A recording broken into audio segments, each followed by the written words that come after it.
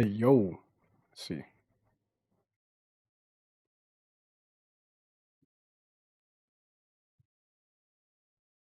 We live. Microphone check. Let me see. Oh yeah, I think we good. I think we good. I think we good. Hey, sorry for the delay. I am absolutely sorry. So sorry about the delay. I went to pick up my daughter and traffic was bad, and I was like, "Oh man, I'm not gonna make it in time." But I wasn't gonna cancel though, because it was just really a delay in traffic, where I had to pick her up. But that's it. That's it. I'm here though. I'm here though. All right. You know, your only friend these YouTube streets, PuertoRock77. Welcome, my friends, my family. Yo, yeah, man, feels quick, right? We just had a little chat yesterday with the little morning show. For those of you who did not, who wasn't around yesterday, I did a morning show. Originally was Wednesday, but I switched it to Thursday because I think it was too close to 60 Frames Don't Like podcast because we finished the show like at midnight or something like that, and then 10 in the morning, like 10 hours later. So I did it through Thursday. We had fun. If you didn't watch the show, check it out. It was fun. We had a good time, right? But ultimately, what we talked about was I was not gonna do a consistent morning show. It's just too much for me to manage in the mornings and try to dedicate to that. But what I did mention, I think what we all settled on, and I think it was a better concession or whatever, was that as pretty much I went away from doing lives on events. Like I haven't done that in a while. Like catch me live as I present the state of play or an Xbox showcase or EA presentation. It was just so coincidentally when I did the morning show, it coincided with Ubisoft's reveal of Black Flag remake. So I said, you know what? It's like 30 minutes away. So we talked a bit. I did the thing, we did the reaction. We saw Black Flag reveal live, and I'm thinking, you know what? This I could do. So instead of having a morning show, which would be challenging to differentiate between the podcast and then and what I do now, the Friday Night Live, it's better that I add that. So whenever there's a show, a state of play, whatever event in gaming there is, I will arrange the schedule, and then the fundamental idea is an hour prior to that event, I'll go live. We could chit chat for an hour, and then it'll bleed right into or lead right into whatever that event is. And I think that's better. That's something that that will allow us, that will allow me to be able to better manage. But doing a consistent, Wednesday morning show or Thursday morning show consistently and to actually make it relevant, it wouldn't have happened. I think the one off going live, but do it every time there's an event. I think that's a little bit better, and it's actually more. It automatically be different just because of the event itself. So I think that's just a better way to do it. But anyway, hope everybody's Friday night, Saturday morning, Friday afternoon, whatever your time zone is. I hope you guys are doing great. I hope you guys have a great weekend planned. If you don't have a great weekend plan and you're just doing nothing, just chilling, that's good too. Sometimes just chilling, relaxing, doing nothing, not putting stress on your mind with any plans is just as good as well. Just play some games or watch some TV, watch some sports, that's fine too. That's perfectly fine too. But right now, you're here with me, to which I truly appreciate it. Thank you so much for rocking out. Again, I apologize for the late start, and I really appreciate it. I hope that didn't inconvenience a lot of you too much. But while you're here, despite the late start, please hit the like button. I would truly appreciate it. Please share this out on your favorite social media platform, Twitter, Blue Sky, whatever, wherever you're at. I would truly appreciate it. And membership opportunities is available if you choose to. But most importantly, though, I'm glad you're here. If you're new to the channel, this is your first time watching it, I hope you enjoyed the show. Check out my previous content, and I hope you stick around for future content by hitting the subscribe button. All right, I really appreciate that. For right now, let me just put the link to the membership real quick, if you choose to. Okay, you're not gonna hear me talk about this 100 times. I don't, because at the end of the day, I just really enjoy you guys being here. That's really what matters the most. Just rock out with me, enjoy the show, stuff like that. That's what I truly appreciate. Okay, and boom. All right. Anyway, so let me hit up some of the viewer activity. All right, we got some super chats going. Some combos already happening. We got Glassdoor Gamer. Thank you for the super chat, man. Glassdoor, I really appreciate it, man. Really appreciate you rocking out with me and supporting the channel. And just, what I'm really glad is that you do enjoy the content. That's really what I'm trying to say. I am happy that I'm able to make you happy and enjoy the show because you consistently show up. We interact on Twitter, so I'm really glad that that I'm able to provide the content that you enjoy.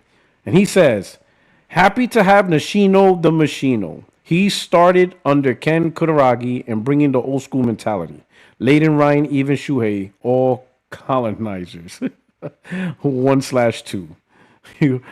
So now the second part of his super chat would have turned PlayStation to what the Xbox have right now. Look at them acting like Asha said they're going back to exclusives.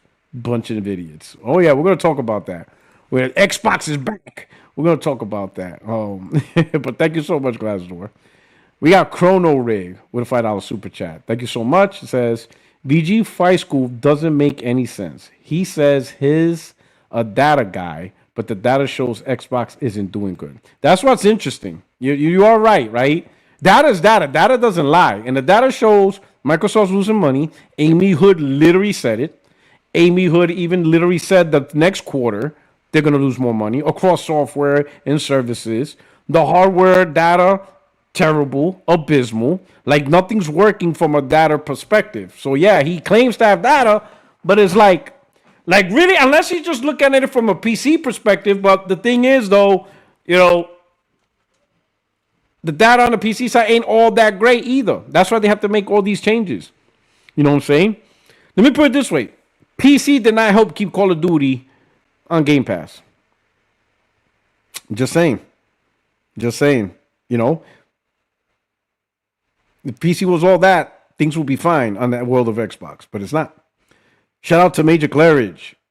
What's going on, brother? You already gifted a membership, so somebody in the chat received a membership. So please thank them if you received it. Major Claridge is always rocking out. I really appreciate it. Thank you so much, brother. Really appreciate it. And then follow him on Twitter under the same name. All right? Okay? But anyway, rocking out with you guys. You guys are great. But, let's really talk about something that's awesome. Let's talk about BOW. Did it change? I clipped this when it was at 93 reviews. Right? Did it change? I could check right now. Let me see if I could get the update. Let me go to Metacritic. Let me go to Metacritic right now. Let's see. Do I have Metacritic? Yeah, I have it. Quick link. Metacritic. So it's still 88 with 99. Yeah.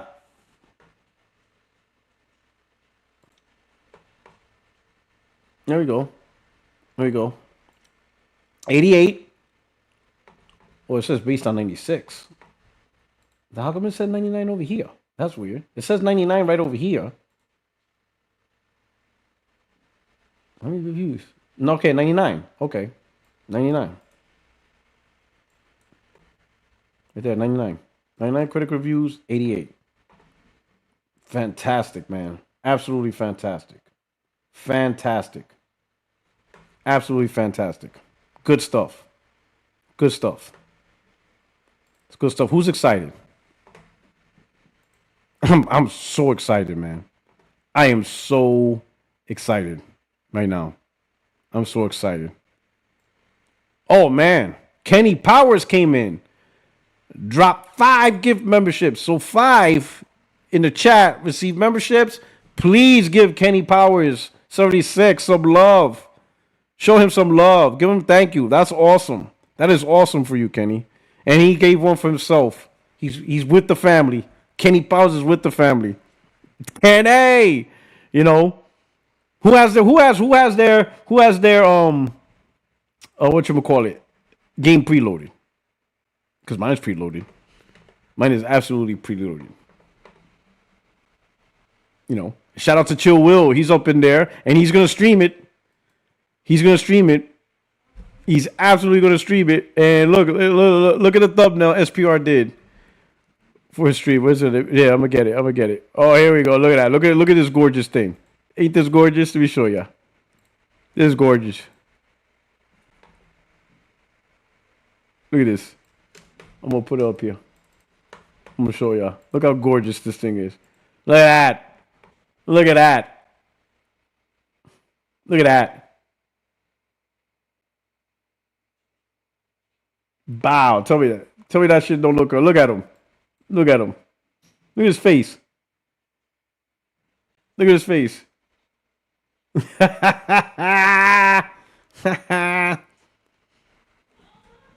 Tell you that was nice, man. That's a nice playthrough right there. That's good. Shout out to SPR, man. Show SPR some love. You know, make sure you follow him on Twitter. It's fantastic. It's absolutely fantastic. Good stuff. That is good stuff. And then he did another thing. Let me show you. All right. Not only does he have that, but he has something else. Hold on. Let me see, SPR. What else you got? What else you got cooking? What else you cooking? I think you did something for Valkyrie. What you did for Valkyrie? Am I bugging out? You did something for Valkyrie. I'm not seeing it. Am I seeing it? Did I miss it? Oh, here it is. There it is. Here you go. Let me see. This was for Valkyrie. This one. There you go. Shout out to SPR. Yo, I think she's gonna do a blind playthrough of Pride Matter. That is awesome. That's some good stuff right here. We got some good stuff going on. That's good stuff, man. I love it. I absolutely love it. I love it. It's just. Oh, Craig Harris says, shout out to Craig Harris for the super chat. He says, Saros isn't as good as Mass Effect. Can someone ban him? Can a mod ban him? Can we just ban him? Can we just ban him right now? We just need to ban him. Right? Nah, don't ban him. Don't ban. Somebody might actually do it. I'm just kidding. Oh, man. J Hart, man. What's up, man? Thank you for the super chat. $2. Exclusivity is just where the industry is going. The times are changing, dog. Exclusivity is it's a different industry. The industry is changing. Is that what it is? That yo. Oh my God, man. We're gonna talk about that, but wow. We'll go right into it. They want exclusives back. They want exclusives back. They all want exclusives back. Yo, the funny part is they all talk as if it's a new conversation. They all talk like it's a new conversation. Here, let me show y'all something. Where's this nonsense right here? Let me show you this craziness right here. Look at that. Look at this. Look at this stupidity, right? Let me show you something. Let me see, where's it at?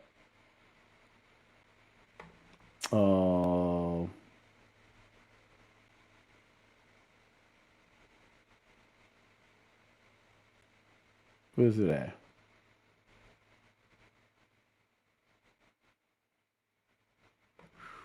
We got Colt Eastwood deleting tweets. Oh, we're gonna y'all, this is just so funny. But check this out. And then this is not even about the exclusives. It just became that topic. But check this out. I did a tweet on because Bloomberg report came out saying Xbox canceled dozens of projects. So I said, oh, so PlayStation is not the only one to have canceled dozens of projects this gen. Any Xbox content creator care to comment on all of these layoffs and canceled projects by Xbox? You know, because they were hard adamant on PlayStation about it, right? Like, this is the worst gen ever because of all the canceled games and whatever. Of course, a lot of a lot of damage control. But this one is in unique particular. This is some good damage control. Right here, he starts off. This is definition mag, whatever. He says, PR77, let's keep the same energy. When Xbox does it, it's the end of the world. When Sony does it, it's just Tuesday. Like when Tango was closed, sold off, it was talked about for months. Blue Point was closed, and it was talked about for a day. I replied, people still talk about Blue Point closure, which is true. Like, in fact, let me see. Let me do this so I could, that way I could, here we go. Let me fix. There you go. Let me fix this real quick. Here we go. People still talk about the Blue Point closure, like to this day. And so I told him people still talk about the Blue Point closure, but let's keep the same energy. We got new information that Xbox went through studio closures, and instead of talking about this new information, you bring up PlayStation. When PS closure info came out, you didn't bring up Xbox. When the Bloodborne, when Blue Point closures came out, or when this game came canceled, he stood on topic. He talked about PlayStation. But the moment Xbox becomes the topic, he wants to go back to PlayStation. So let's keep the same energy. Because I guarantee when Blue Point closure came up, he didn't bring up Xbox. When Concord got canceled, whatever, he didn't bring up Xbox. He kept it on target, on topic. So let's keep the same energy. This is new topic. We got new information from a report. Let's just talk about it. But this is a reply. Really? They talk about Blue Point closure on the same level as Xbox studio closure? The fact is they both suck at managing studios. So now they both suck at managing studios. He didn't say, again, he's not talking about Xbox. He's going to stay on PlayStation. But Xbox seems to get more focus. So I replied to him and say, define level. Because when he says it's not the same level, define it. What do you mean by same level? Algorithms, whatever. So I said, define level. Every podcast talked about it, which is true. Everyone talked about Blue Point. I talked about it, and it was a podcast topic. Even there on a Friday night with King Thrash, we talked about it vehemently. We gave our opinions, and many of us said it sucked. It downright sucked. And I called for freaking Herman Hulse's head. In fact, that's where I started the whole send them to North Korea. When was the last time you hear any Xbox fan or any of these dudes saying send Phil Spencer to North Korea? I'm just saying. I continue to say people are saying this is the worst PlayStation gen. We see that a lot. People are saying this is the worst PlayStation gen. And I know he sees that. So he knows it's true. Right? What you haven't accepted is that this is actually the worst gen for Xbox. And that's why you see more activity. That's where they don't understand. Right? You're like, oh, but I'm seeing bad news for Xbox because it's the worst gen for Xbox. This is literally the worst Xbox has ever been. Xbox gen is so bad that you guys are begging Microsoft to stop putting game on what was once the competing platform. That's how bad this Xbox gen is, that you're not sure if you're going to have actually exclusives or if if PlayStation is going to continue to get your games. Let me show you another thing. This is where the hypocrisy and the bullshit from the Xbox community is already rearing its ugly head, because the talking points they dismissed from us, right? They're now using it. Hold up, I got another thing here. I'm gonna show you. Look how crazy this is. Let me show you how crazy this is.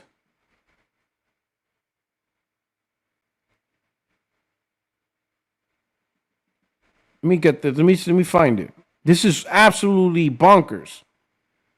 Like, this is literally, here we go. This is literally us talking. This is literally our own talking point. We said this. This is our own talking point right here. Let me look. So I'm going to click on the quote tweet that I read. This is Magnum 4343. If you don't know who he is, he's a Xbox defender who dresses like Moon Knight.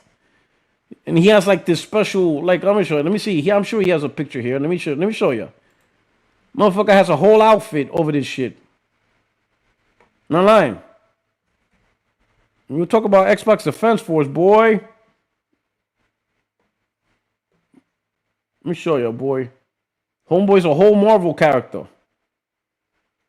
Unless he deleted it. Nah, he didn't delete it. We're just gonna have to go down the archive. I know he has it up. Motherfucker spent too much money on that suit for him to not show it off.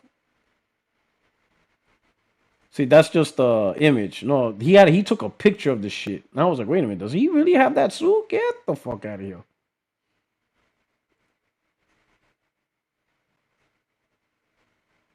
Hold on, what is it? It's like green and shit. Yo, it's crazy. It was hilarious. I was like, holy shit. This motherfucker has a whole Moon Knight suit that he wears. My motherfucker out here cosplaying.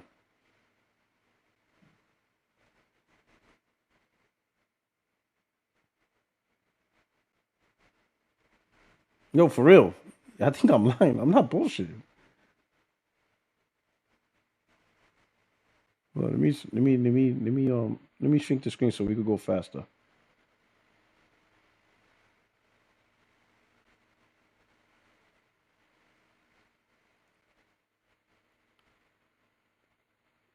Where's that? No, I think that's AI. Where is it at? It was really like the whole suit, bro. I was looking at it like, yo. Hope I didn't skip it. I didn't skip it, did I? See, okay, we're getting closer because that's the AI one. Where's it at? Okay, we're getting closer. It's not that one. It's not that. No. It was a real photo. Oh man, that's it. I think it reached its back limit of how many photos it will. Yo, for real, bro. It was a real photo. That motherfucker had a real photo of this suit, like his Moon Knight suit. Yo, and had the Xbox symbol. Yo, I was like, oh shit, this motherfucker cosplaying on Instagram. All right, but anyway, yo, yo, I was like, all right. Anyway, let's go back. He says this. Now I'm gonna zoom in.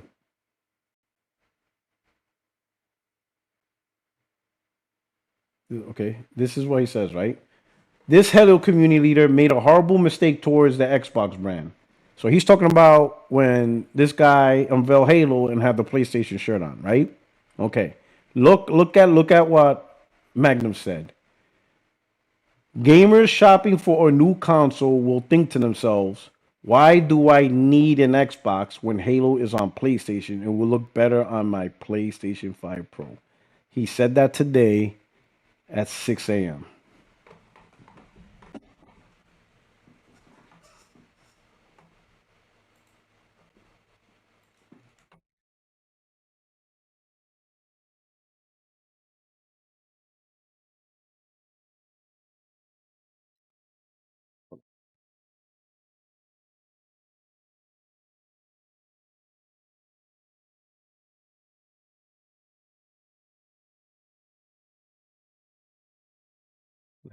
Like, you can't make this up, bro.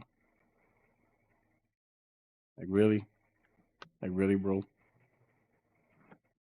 You're gonna take out that's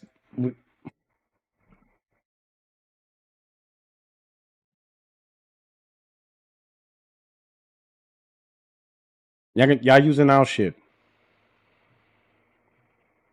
You thought of that today on April 24th, 2026. Now you wondering.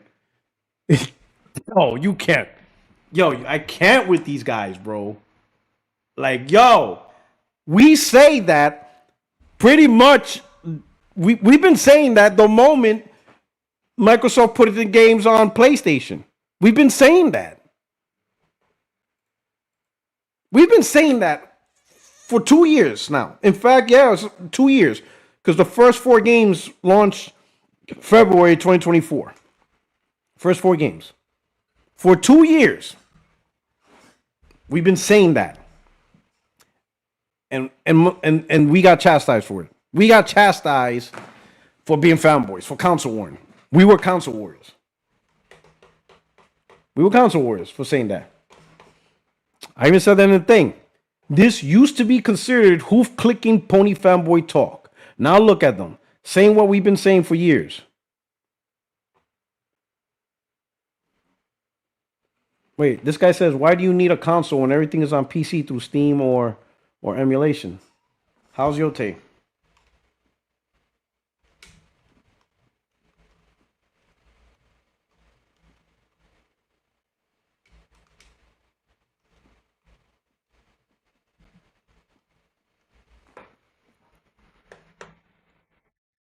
And then he has an Xbox symbol anyway. But you see what I'm saying? Look at the ridiculousness. Those were fanboy hoof clicking points.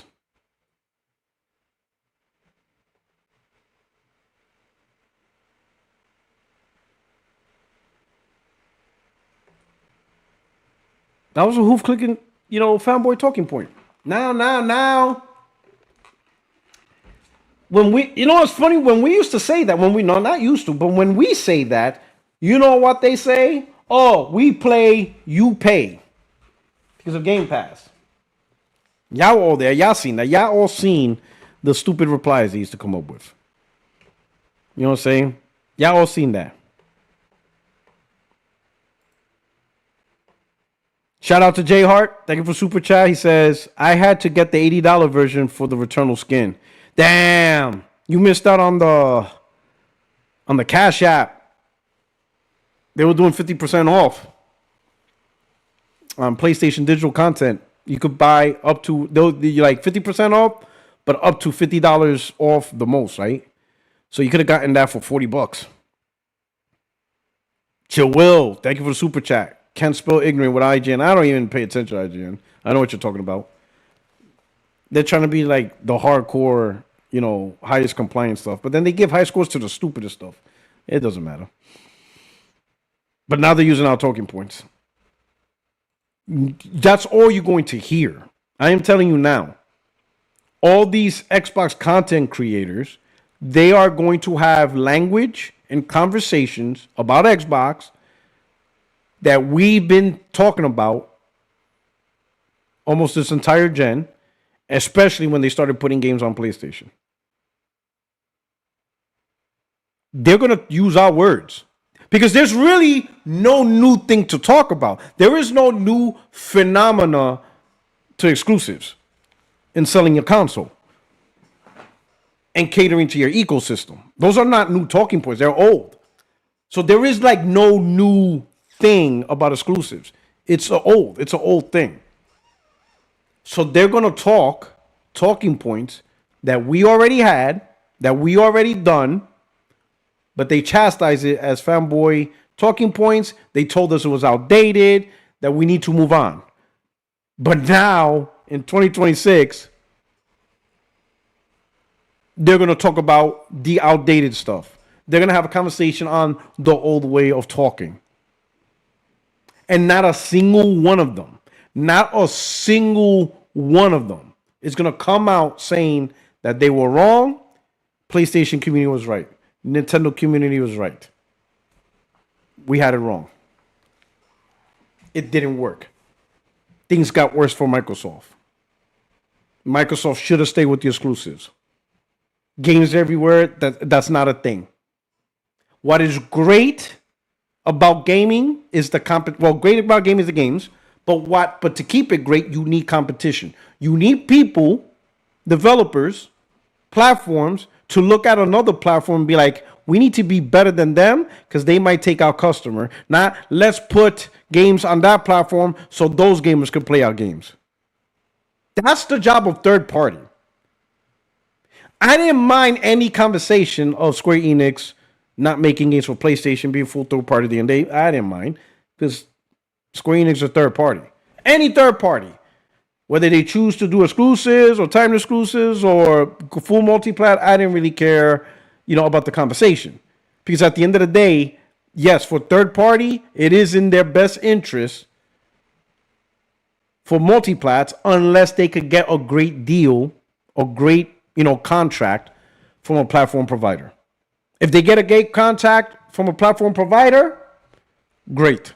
Great on them. They made the decision. They make the best business decision. Right? But for first party platform, right? What's his name? Mikey Barra, he said it best. There's no half-assing it. There's no blurring the lines. You got to pick a lane.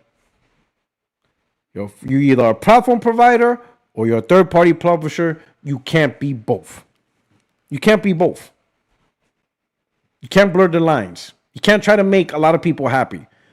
Your job is to make the people who bought your platform happy because they bought into your platform. Now you got to reciprocate and make them happy. Make them spend more money by catering to them. That's the job. When you're not a third-party publisher and you're a first-party platform provider, your priority is that platform, that ecosystem.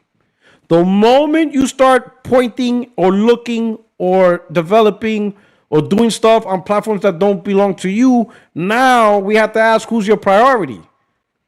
Who's your resource energy? My stance is not a single penny goes towards anything else. That's why I don't like this live service strategy, because it depends on PC. Let me show you something. I'm going to show you something. Because this was skipped. This was not talked about. And I didn't even talk about it, but I'm going to talk about it now.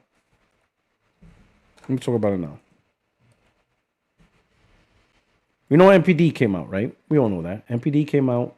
Okay. MPD came out.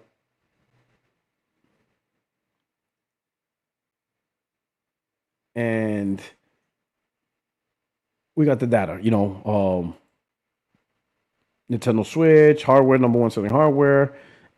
PlayStation 5, number 2 selling hardware. What I did notice, though, Matt Piscatella no longer mentions third place. And I asked him I asked him again, this MPD, and I asked him last MPD, he has not answered. Who's the third place winner? Who's taking third place? We used to get that info. It used to be PlayStation, Nintendo, PlayStation, Xbox, or PlayStation, Nintendo, Xbox. Okay. But now he's not mentioning third place at all.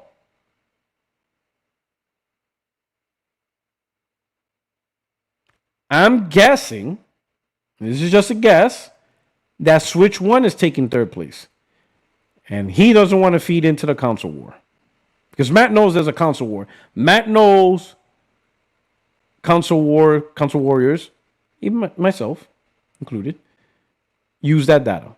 Now, I use the data legitimately. I use the data legitimately. When something spooky happens, yeah, I'm going to make fun of it, joke. But for the most part, I use legit data. Like me, I have no problem saying Nintendo Switch is the number 1 selling console for March and so far the number 1 selling console for the year. It is what it is. And I think it's going to happen a lot, especially with Nintendo, PlayStation raising the prices exaggeratedly of these platforms. There's going to be some low PlayStation sales. It is what it is. It's the data, right? But why is he not showing third place no more? I have a feeling Switch 1 is taking third place, and that would cause a riot. Can you imagine if we officially get who third place is, and it's the Switch 1, and Xbox not even third place, is being beat by Switch 1 today, this year? Do you know how crazy that would be? Shout out to Glenzer. Thank you for the super chat. PS has Saros. Xbox has sorrow. Story of the gen. Yo, Glenzer.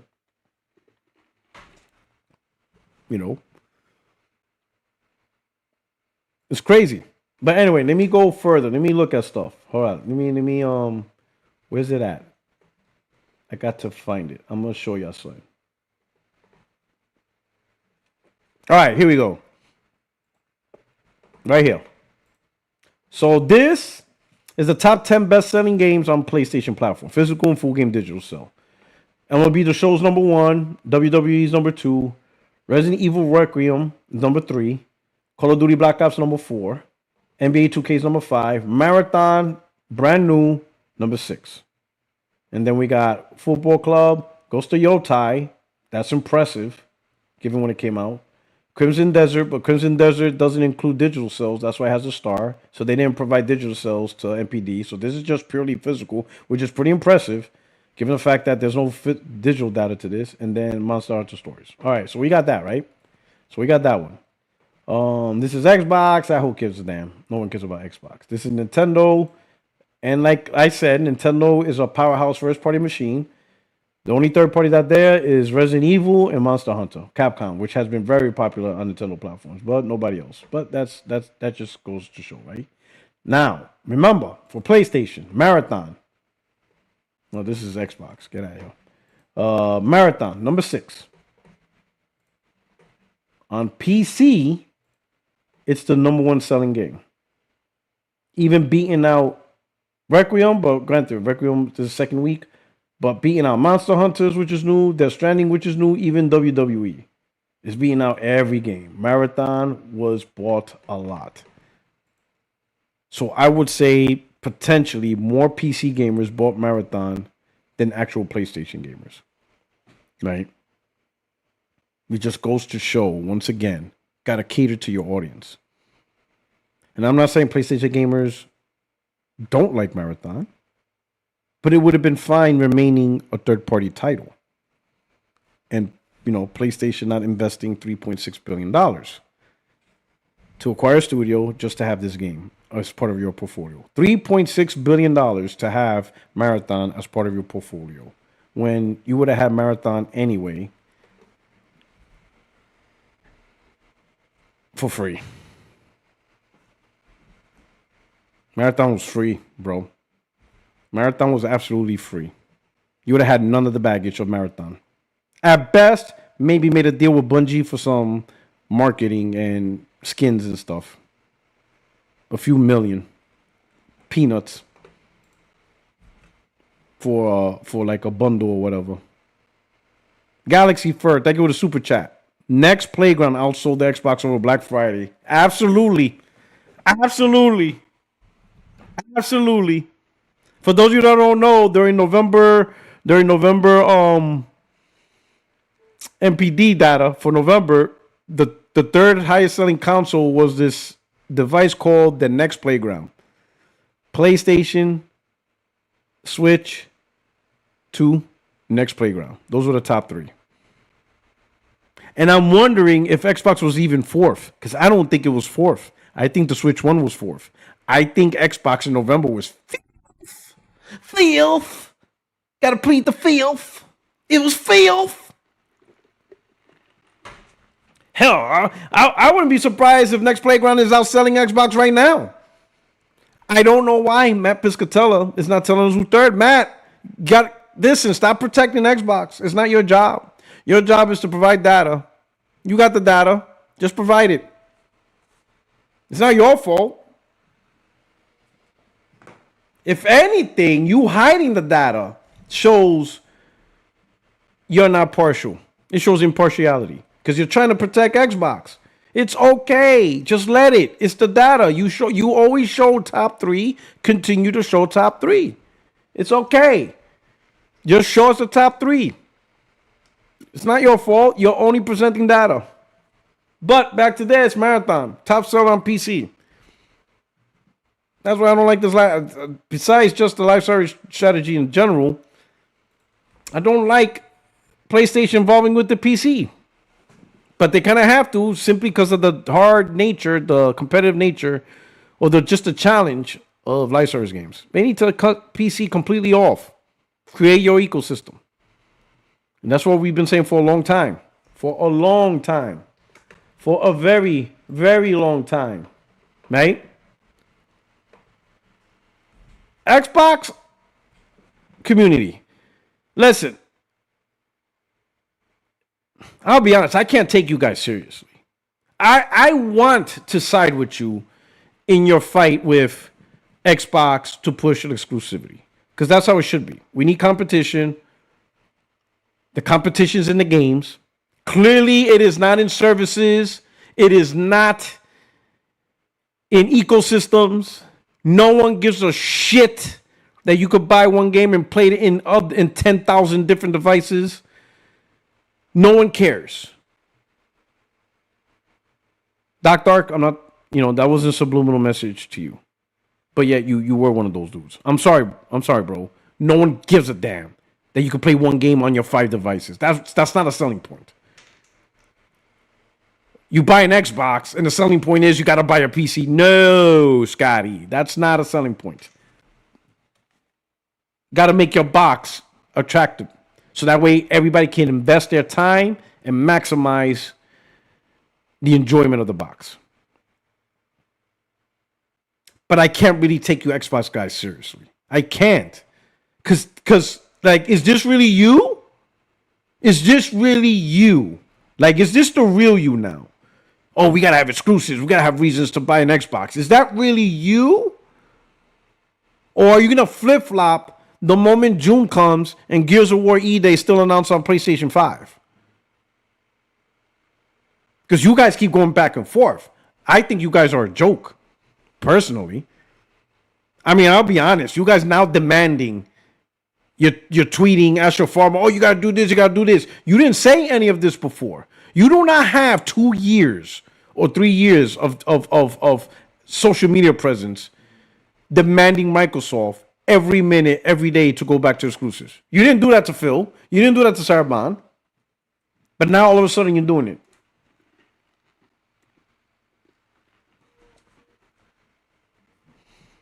I don't believe you.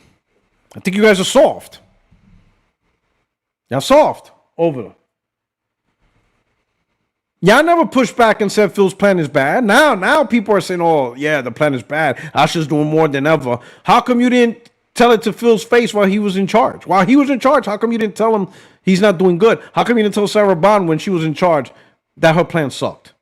We said it. I said it. We got chastised for it. Y'all wanted to grift and make videos and talk shit. And now look at y'all. Now look at y'all. Now look at y'all. Look at this. Oh no, is Alex having a crisis?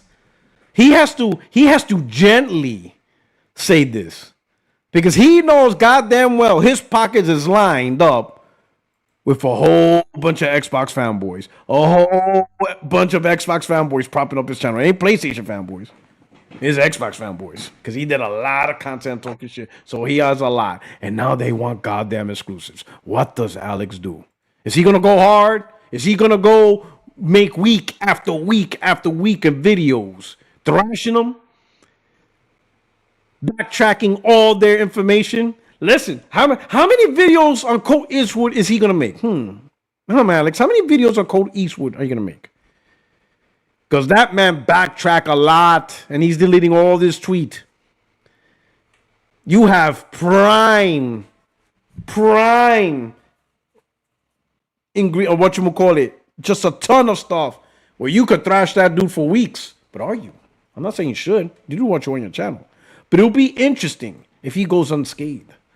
It'll be interesting if you don't put the time and attention into the Xbox community as you do with the PlayStation community. Because this by far is the biggest flip-floppiness of the flip-floppiness of all time. Here's the thing. The thing about the PlayStation community, most of us never liked games going on PC. And the funny part is Alex knows that. He has hundreds of hours of content of PlayStation molding and seeding and coping every time a game goes onto PC. We didn't like it. We hate it. We absolutely hate it. Absolutely hate it. Stupidest idea ever. And he was just waiting for the day it goes day and date. Waiting for the day to go day and date. But now the Xbox community wants their exclusives back. Some of them are even saying, don't even put it on PC. Don't put it on Steam. Ooh. Oh, you PC grifters are fucked. Because you, right now, this is the beauty of party. Do you talk shit on the level that you do with PlayStation fans? Do you talk shit about the Xbox community? Because goddamn, they're literally talking like PlayStation fans. That's the beauty about this whole thing. They're literally saying our words, word for word, our talking points, things we've been saying for a year. They're now saying it. So if you bashed us for those words, then oh man, the fact that they flip flop so fast It's just prime. They're there for the taking. But the problem is they're the ones that are supporting your channel. Because they ain't the PlayStation guys. Y'all PC grifters went after PlayStation. Y'all go after PlayStation so bad that even when it's an Xbox topic, y'all find a way to make it about PlayStation. So those guys are funding you guys. They're funding your super chats, your membership. What to do? What to do? What to do? That's a conundrum. To bite the hand that feeds you guys. That is interesting. You guys are in a pickle. Because y'all bash PlayStation so much, you are attracted to them. And now they're backtracking on who they are. They want exclusives. Damn, dog. Damn, Gina. The conundrum. Gotta be careful what you say, all you PC grifters. You go too deep talking shit. Now, if you look at it, where you look at it, it says right here, exclusivity in games is by design anti-consumer.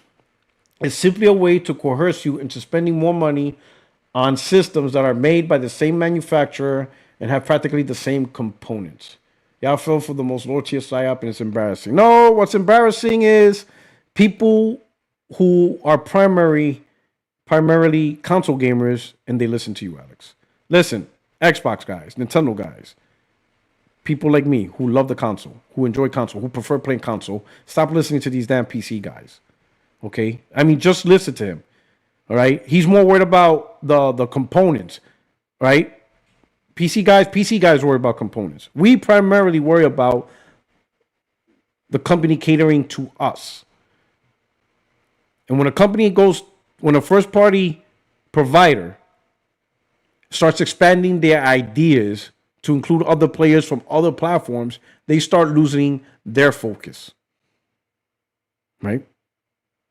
They start losing their identity. They start losing who they are because now they're catering to other people and they're trying to get what attracts other people to us. Again, you look at Marathon.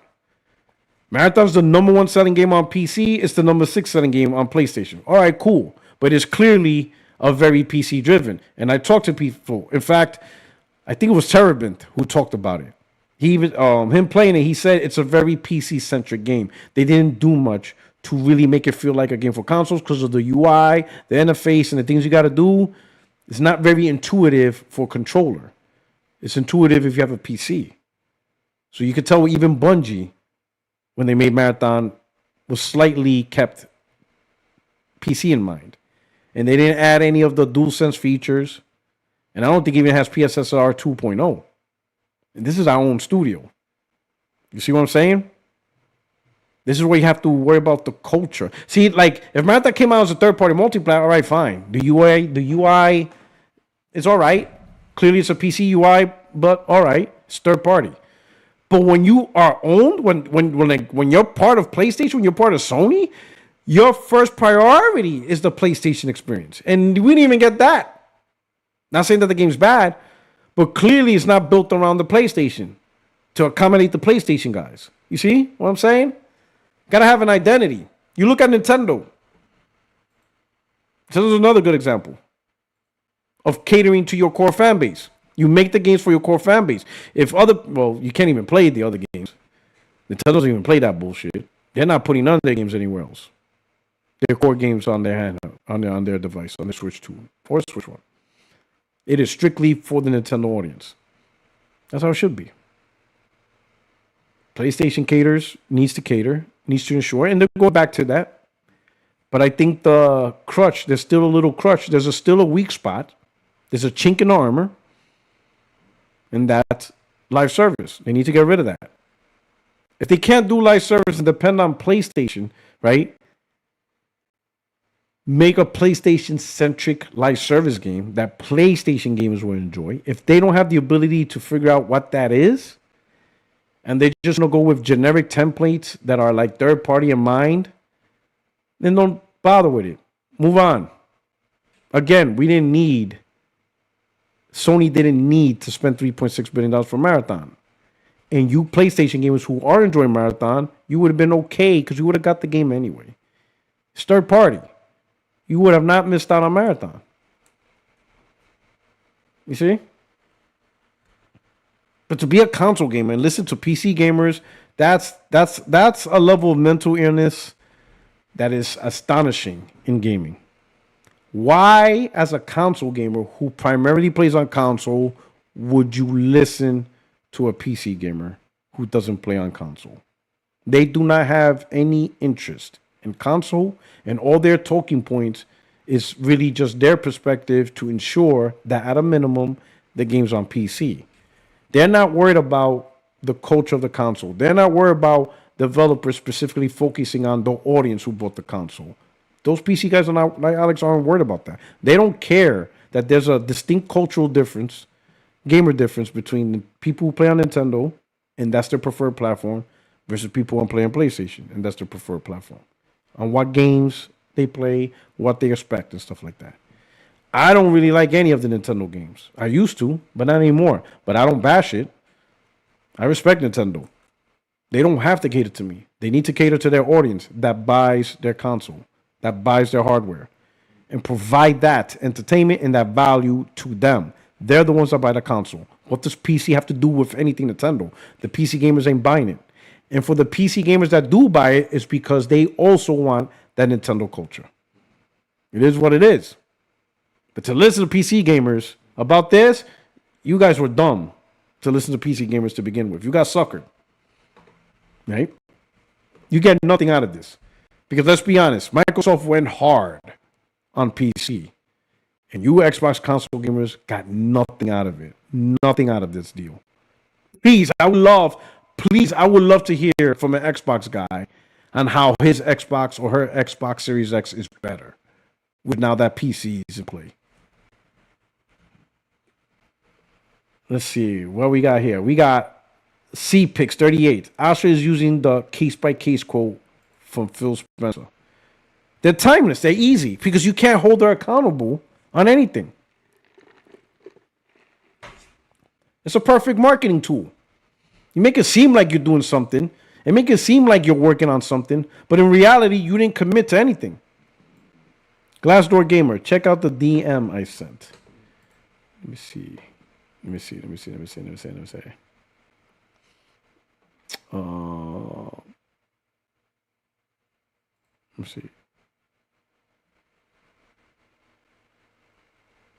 On what? On Returnal? Is it the Returnal game? You could just put it in the chat.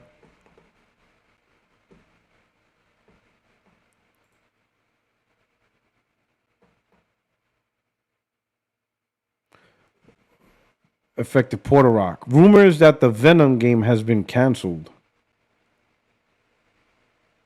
To be honest, we never got an official reveal or an official confirmation.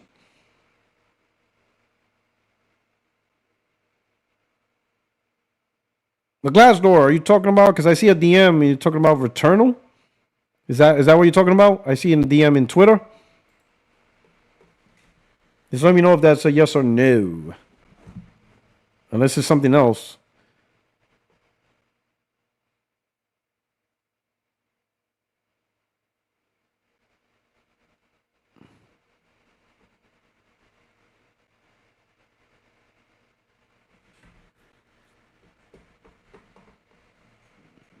Well, but hey, I mean,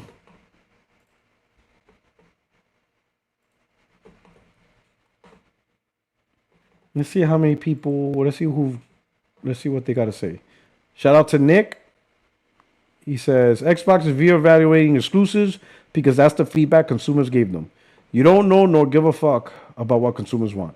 All you care about is your yellow and purple thumbnails with vague as fuck titles to clickbait with. Facts. My guy, your favorite console of all time is the Super Nintendo and PlayStation 2. Two systems defined by exclusives entirely. Sit down. Broken games. Just yapping and babbling some bullshit. Ironically, PC fanboys only say this because they want all the dope-ass console games to come to their rigs. No, go buy that console, you annoying-ass motherfucker. Why the hell in this generation has everybody become so anti-exclusives? This is literally the most common practice throughout the entire history of the industry. If it weren't for exclusivity, your free platform probably wouldn't even exist today. Some games wouldn't even exist today. I mean, we all know that. A lot of us know that. Sonic wouldn't exist. Fantasy Star wouldn't exist. There's a lot of games and a lot of projects that existed because of competition and trying to create a better product that's what's out there. This is like calling Taco Bell anti-consumer because they aren't selling a Popeye's chicken sandwich. Exclusive is pro-consumer. It's competition, which then creates amazing games. Companies want you to buy their console, and it's the game that attracts the customers. A person would rather buy a console with a 10/10 exclusive game over a console with 10 6/10 exclusive games.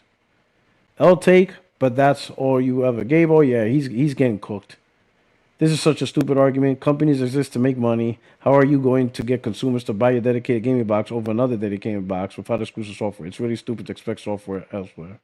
Oh no, it's retarded. Oh yeah, he's getting cooked. This guy's getting cooked. But now it's crazy how the cooking is happening now, because now it's about Xbox. So now it's about Xbox. Interesting. Absolutely interesting.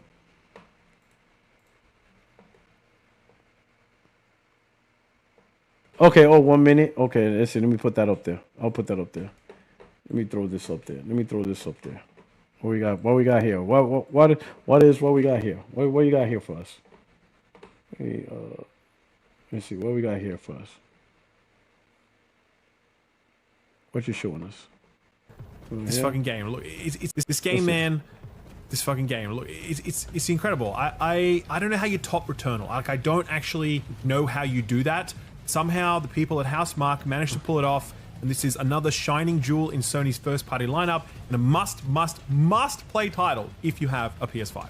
This game, man, this fucking game. Look, it's PC gamers who play Returnal on PC and were looking forward to Saros.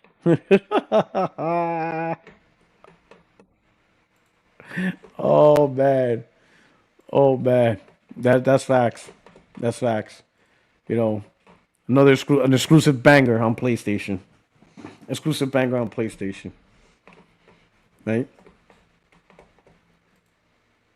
Oh, I didn't even finish this.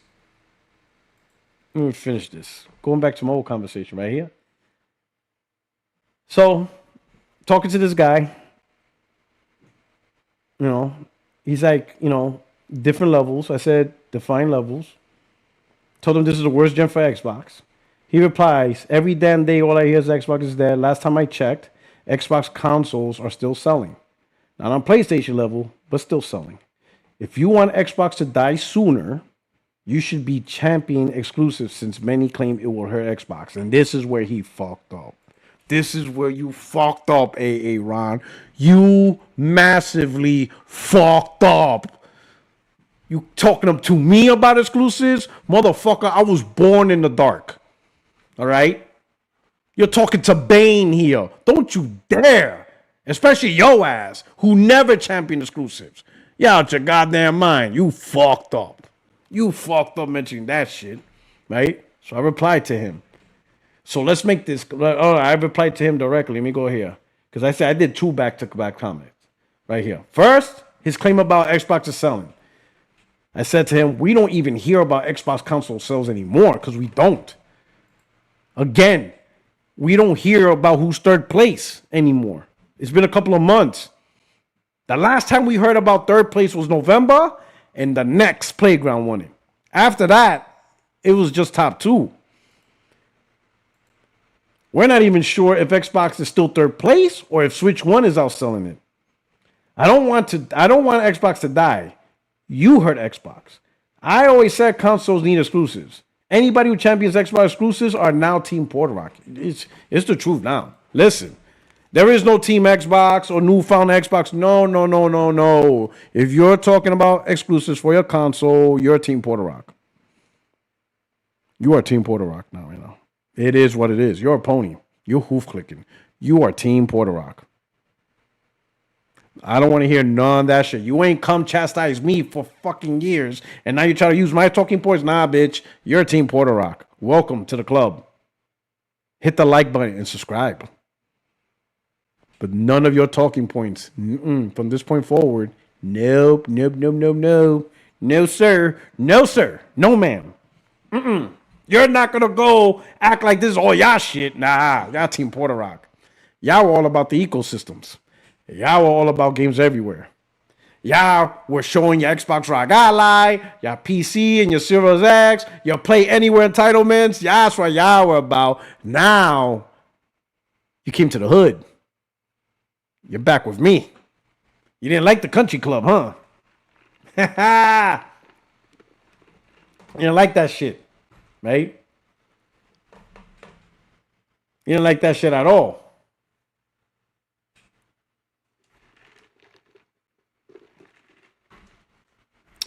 You see the nasty? You see the craziness? Absolutely insane. Absolutely insane. But let's talk about this. This is all because of this right here. We are Xbox. This is an Xbox. We are Xbox. What is an Xbox? I still don't know what an Xbox is anymore. This is an Xbox. We are Xbox. This is crazy. This is crazy. Can the real Slim Shady please stand up? You know what I'm saying? What we got here? Shout out to Rufus. Thank you for the super chat. Thank you so much. In what universe will Xbox get exclusives back when Helix is a Steam machine? People are going to buy games from Steam, not Xbox. Xbox will get nothing. There's no point for exclusives.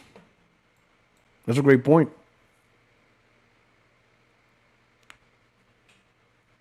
Because PC is a crutch. I'm glad Sony drew back from their single temporal title. And I hope they get away from live service eventually. But at a minimum, we were making progress. Got to have true exclusives. Got to have your exclusive titles. You got to focus on your box. But we got this right here. Right? We are Xbox. This message was just sent to Team Xbox employees globally. So this is for the team. From Matt and Asha. Dear team, Xbox has always been different. We started with a simple idea. Games should bring people together through shared experiences. That led to the first Xbox in 2001. Hold on, let me check the screen to see if y'all can see it. If you can't see it, I'll make it bigger. All right. Okay, we're good now? All right, there we go. That will work. All right. Boom. Bonus. Okay. We started with a simple idea. Games should bring people together through shared experiences. That led to the first Xbox in 2001. Xbox Live in 2002, and new ways to connect, from friends lists and achievements to parties and play across devices. But all of those was for the box. It was for the box. It was to give that experience to the users who bought the console. It was for them. It was for us. It was for me. Because I had the OG Xbox. I didn't have a 360 because I had it in my house. I bought the PS3. My brother-in-law bought the 360, and we just enjoyed it. But then I bought the Xbox One. So I had an Xbox One. All of that was for the people who bought the stuff. Today, Xbox reaches over 500 million players, but most of those players are phones. Let's be honest. Candy Crush, King Games.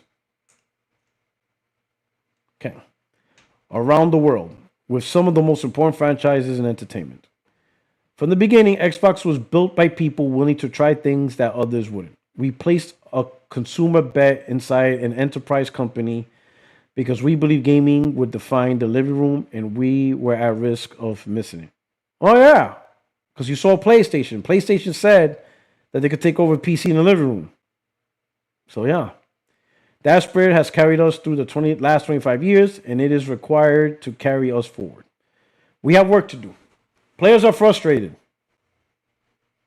Well, not according to the Xbox podcast. I heard everything's great.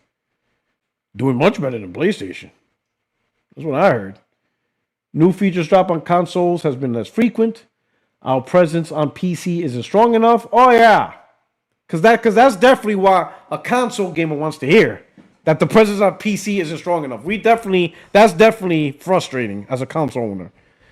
Right, Xbox guys, you're frustrated that the presence of Xbox on PC isn't strong enough.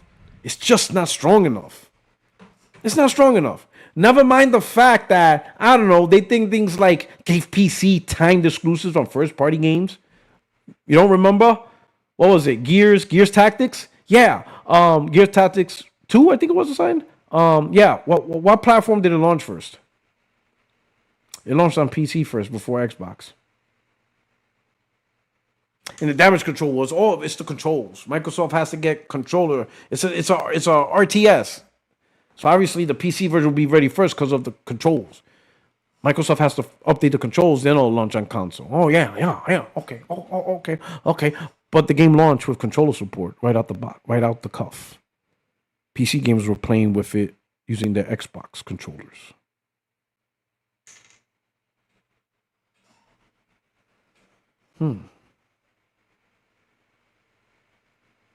Microsoft Flight Simulator came out July of 2020. When the Xbox Series X launched in 2020, the game wasn't there. It didn't come out till 2021. Okay. Remember Aura?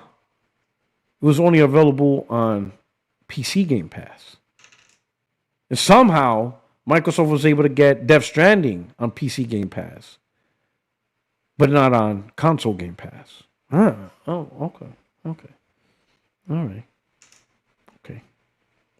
But I guess the PC presence wasn't strong enough. All right. Bet. Okay. Makes sense. That makes perfect sense. Pricing is getting harder for people to keep up with. And core experiences like search, discovery, social personalization still feels too fragmented. Developers and publishers are asking for more, too. Better tools, better insights, and a platform that helps them grow faster. Better tools. We're still looking for the tools. Okay. At the same time, a new generation of players is coming online with different expectations. Their time is split across games, media, and everything else competing for attention. They expect more content in familiar places, want to shape the worlds they play in, and want to create and socialize together, not just play together. These changes are happening as the industry reshapes around us. Console remains large and stable. For Nintendo and PlayStation, maybe. Windows now represents more players and more hours, and is increasingly where competition is most intense. Players have access to more games than ever, even at the cost and time to build blockbuster titles continue to rise, putting pressure on what gets made and how risks are taken. Some of the biggest recent hits are coming from small teams or even single creators, and places like Roblox are producing experiences that rival major franchises in scale. More players are also choosing subscriptions and services as their primary way to play, with expectations set at around instant access, ongoing value, and libraries that evolve continuously. I will say this. Make a service where online is free, but no library, no games, no nothing. Just the basic communication tools, and you're able to play online. I guarantee some of these subscription services will drop. Like this is why I'm not even gonna subscribe anymore, because I don't really play online like that no more. So I'm gonna just let my subscription runs out. Are there a few games here and there that come out for the monthly games that are cool? Sure. But is it worth for me to keep subscribing to Essential? Nope. Essential is primarily online for me. Primarily. But now that I'm done with online, I don't really need it. So I'm just gonna let it run out. The only thing is it runs out like in 2030 something. But I hardly use it. What else we got? More players are also choosing subscription services as their primary way to play, with expectations set around instant access, ongoing value, and libraries that evolve continuously. The industry is becoming global and competitive. More than half of the market's revenue, players, and growth are happening outside of our core markets. But the rest of the world is not just a large market. Developers there are increasingly competing with the most established Western studios, combining scale, speed, and the willingness to reinvent genres many once considered mature. The model that got us here won't be the one that takes us forward. Xbox will be where the world plays. What does Xbox become in this next era? Xbox will be where the world plays and creates. We will build a global platform that connects players and creators everywhere. Console is at the foundation, delivering a premium experience, and cloud brings that experience to any device. You can play where you want, and your game's progress, friends, and identity stay with you across console, PC, mobile, and cloud. Xbox will be built to be affordable, personal, and open. We will offer flexible pricing so it's easy to get started and keep playing. The experience will adapt to you, letting you customize how you play, helping you find what you'll love, and connecting you with the right people. And we will be open to all creators, from individuals to larger studios, giving anyone the tools to reach a global audience and keep their games growing over time. Our North Star will be daily active players. We will execute this through 4 priorities: hardware, content, experience, and services. Hardware. Stabilize Gen 9 as a healthy and high quality base. Deliver Project Helix to lead in performance and player console and PC games. Lead in comfortable, personal, high performance accessories. Build a strong ecosystem that expands choice and reach. Content. Grow and extend an enduring portfolio of franchises players loves. Evolve our third-party partnerships and strengthen our 5-year slate. Expand into China, emerging markets, and mobile-first audiences. Maintain and grow in live games and long-term relations and stewardship. Elevate creator-centric platforms like Minecraft, Elder Scrolls, and Sea of Thieves. Experience. Fix the fundamentals for players and partners. Make Xbox the best place for developers and creators to build and grow. Overhaul discovery, customization, social, and personalization to connect the community. Services. Fortify Game Pass with clear differentiation, and sustainable economics. Sustainable economics.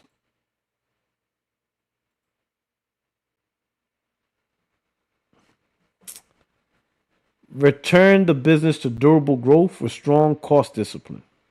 Make cloud play feel native, fast, and reliable across TV and low-cost devices. Use M&A deliberately to accelerate growth where organic paths are too slow. Along the way, we will reevaluate our approach to exclusivity, windowing, and AI, and share more as we learn and decide. We are Xbox. To achieve our master plan, the way we work must transform. Our best work happens when the full stack moves together. Microsoft Gaming describes our structure, but it does not describe our ambition. So we are going back to where we started and changing our team's name. We are Xbox. We are a high agency culture where wild and wonderful ideas thrive. Our job is not to smooth over our differences, but to connect everyone into something greater than any one studio product. We have to be honest about where we are. We're a challenger, and meeting this moment will require pace, energy, and a level of self-critique that should feel uncomfortable. At our best, we earn every player, protect our art, stay rebellious, progress over perfection, signal over ceremony, core before more, outwork the problem, speed is earning, makers over managers, clarity is kindness. Over the last 5 years, Xbox in the industry has been through an unimaginable amount of change, and this team has continued to deliver through it for our community. Yeah, okay. Thank you for staying focused on what matters. 62 days in, we're proud of how we honor our commitment of great games, return of Xbox, and future play. We're here to do with the most creative and courageous work of our lives, and that's what we'll do together with gratitude. Matt and Asha.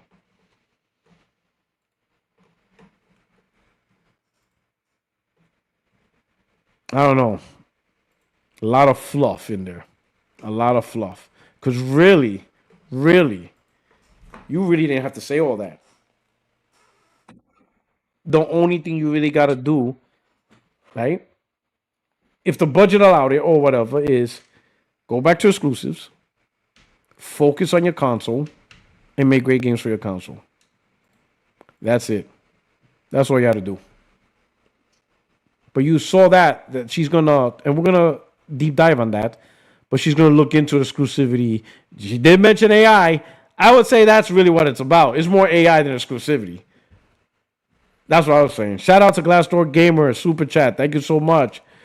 That Asher letter is depressing. I'm glad Nishino's focusing back on PlayStation. PlayStation doesn't need to try to catch these fad trends done by secondary platforms. Absolutely. You know what I'm saying? Need to remind you, I hit the like button. If you don't mind, please. Thank you so much. We truly appreciate it. Listen. There's a lot of stuff she says and a lot of stuff technical terms, whatever, some business specific things. But in reality, this is Xbox means would be you drop PC, not deep dive into it. You focus on your console. All your titles are exclusive to that hardware. And you make great games for that hardware. There's going to be some pain to that. Because you have to reprogram or you have to re-advertise yourself. You lost a lot of respect from the gaming community. It's only the most hardcore Xbox fanboys that are still with you. It's just the diehards that are with you. It's a small group. Not enough to really shape things.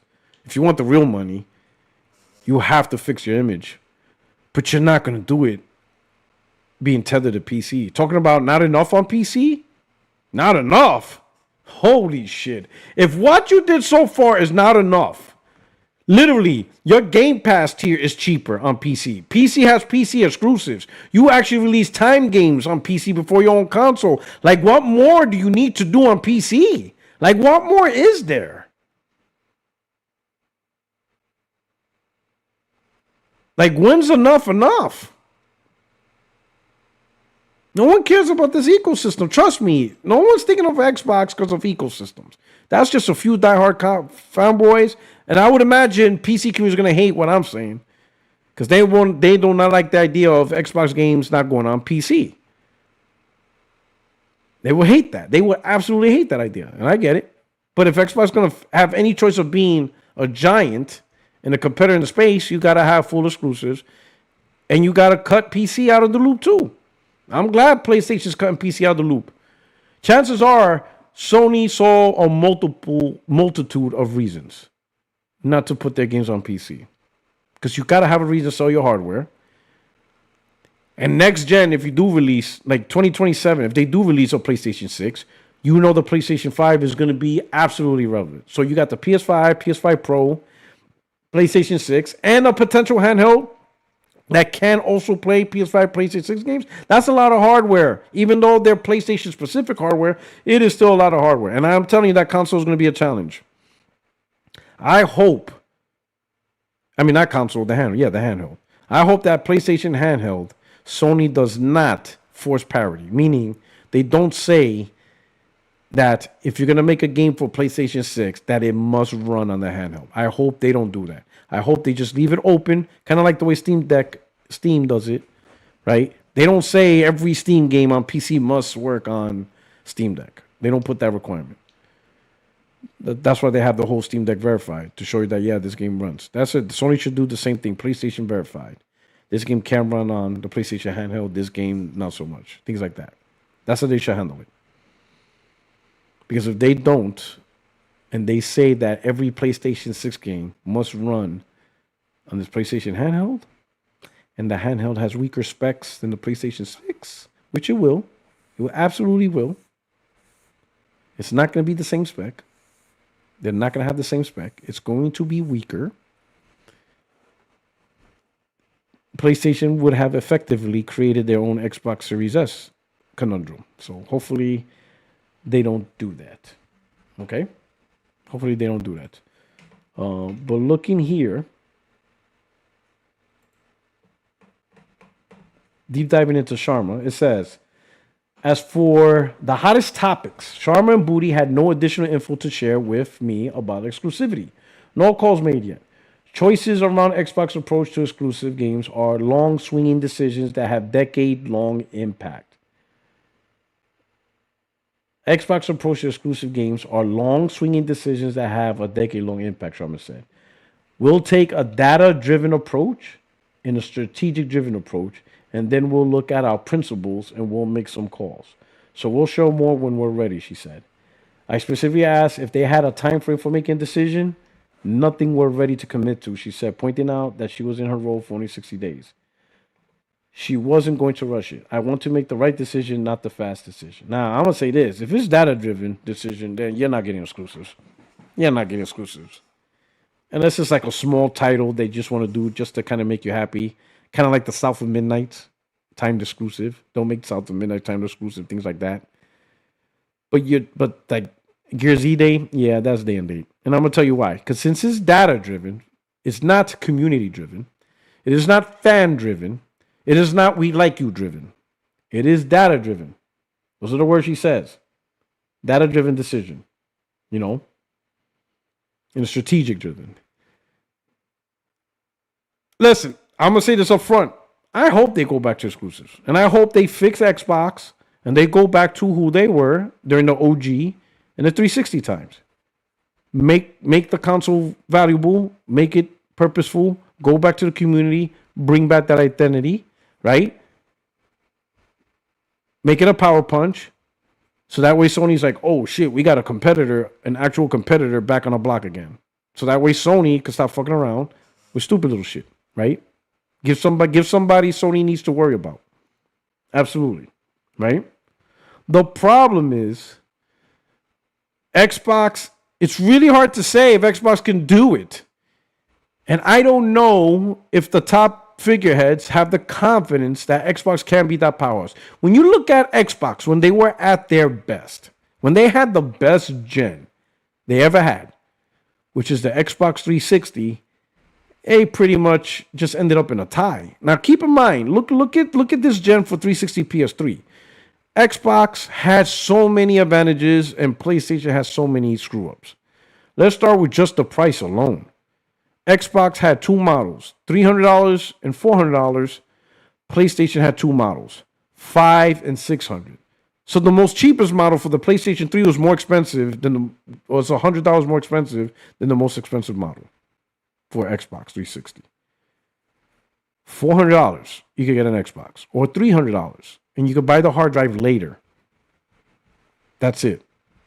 Meanwhile, PlayStation launched $500 to $600 consoles with no collapse. That's one advantage. Okay, look out. Let's just count all the advantages. Let's just break down all the advantages. All right. Check your DM. I'll show you it's a fraud. Let's see something. Let's see what you got. What you sent me.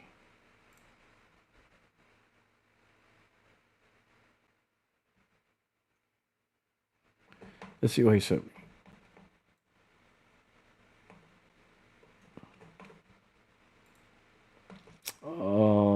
What's this? It says, we'll click on this. Idle Sloth. It says, according to Jez Gordon, the new Xbox achievement feature started under Sarah Bond. I know for a fact that started under Sarah Bond because the stuff appeared already in xCloud Gaming Preview dashboard, which wasn't available to the public. Okay. Oh, so everybody was giving credit to Asha for something that Sarah Bond was doing. All right. That makes sense. But I think that's more the community did that. But I see what you're saying. Okay. What was I saying? Oh, all right. Let me see. So looking at, all right, determining exclusive for Xbox. 360. Best gen for them. Most competitive gen for them. Pricing. Clear advantage for Xbox. $400, $600 PS3. All right. Advantage number 2, a year head start.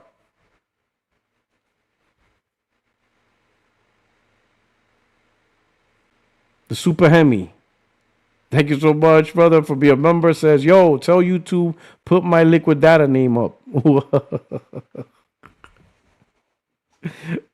All right, I don't know. I guess I'll try, I guess. All right, so we got the advantage of pricing. Next advantage, a year head start. They launched in 2005. November, PlayStation came out November 2006. So they had a year head start to start building up that library of next generation games, right? Some of them weren't all that, but it's a build up a library. Advantage number 3, the month PlayStation launched. $600, and the killer app was Resistance. Meanwhile, that same month, Microsoft launched Gears of War.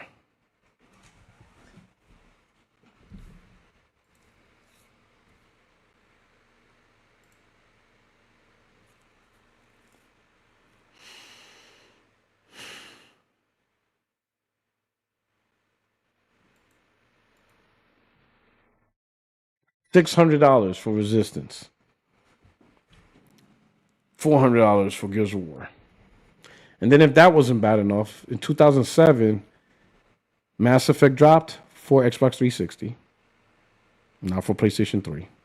Halo 3 launched, which was a Phenom of the Year. And I think Forza Motorsport. And then as time goes on, Microsoft got timed exclusives for Oblivion, Elder Scrolls Oblivion, BioShock. They started taking games away from PlayStation. So Devil May Cry was no longer exclusive. Final Fantasy 13 was no longer exclusive. They got Virtua Fighter 5 with online. You were able to play that game online, multiplayer, fighting against people on Xbox Live.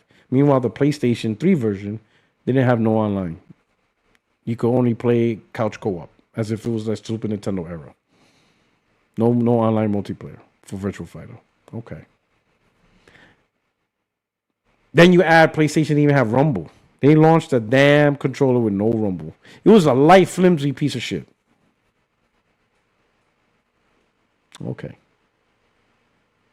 Then even the arcade games, like the smaller titles, Xbox was getting blockbuster exclusives like Super Meat Boy, Braid. I don't even know what PlayStation got. Well, we did have Super Stardust, but I think that's me. That's just me being biased. And then if that slap in the face wasn't big enough, they got Grand Theft Auto 4, no longer exclusive, day and date on Xbox 360, with 2 DLCs that was timed exclusive on 360. And don't forget, 360 had the Call of Duty map pack timed exclusive. They're the one that started that. So if you bought Call of Duty on 360, you would get the new DLCs, the map packs, the expansion packs, the day of. If you're on PlayStation, you had to wait 30 days.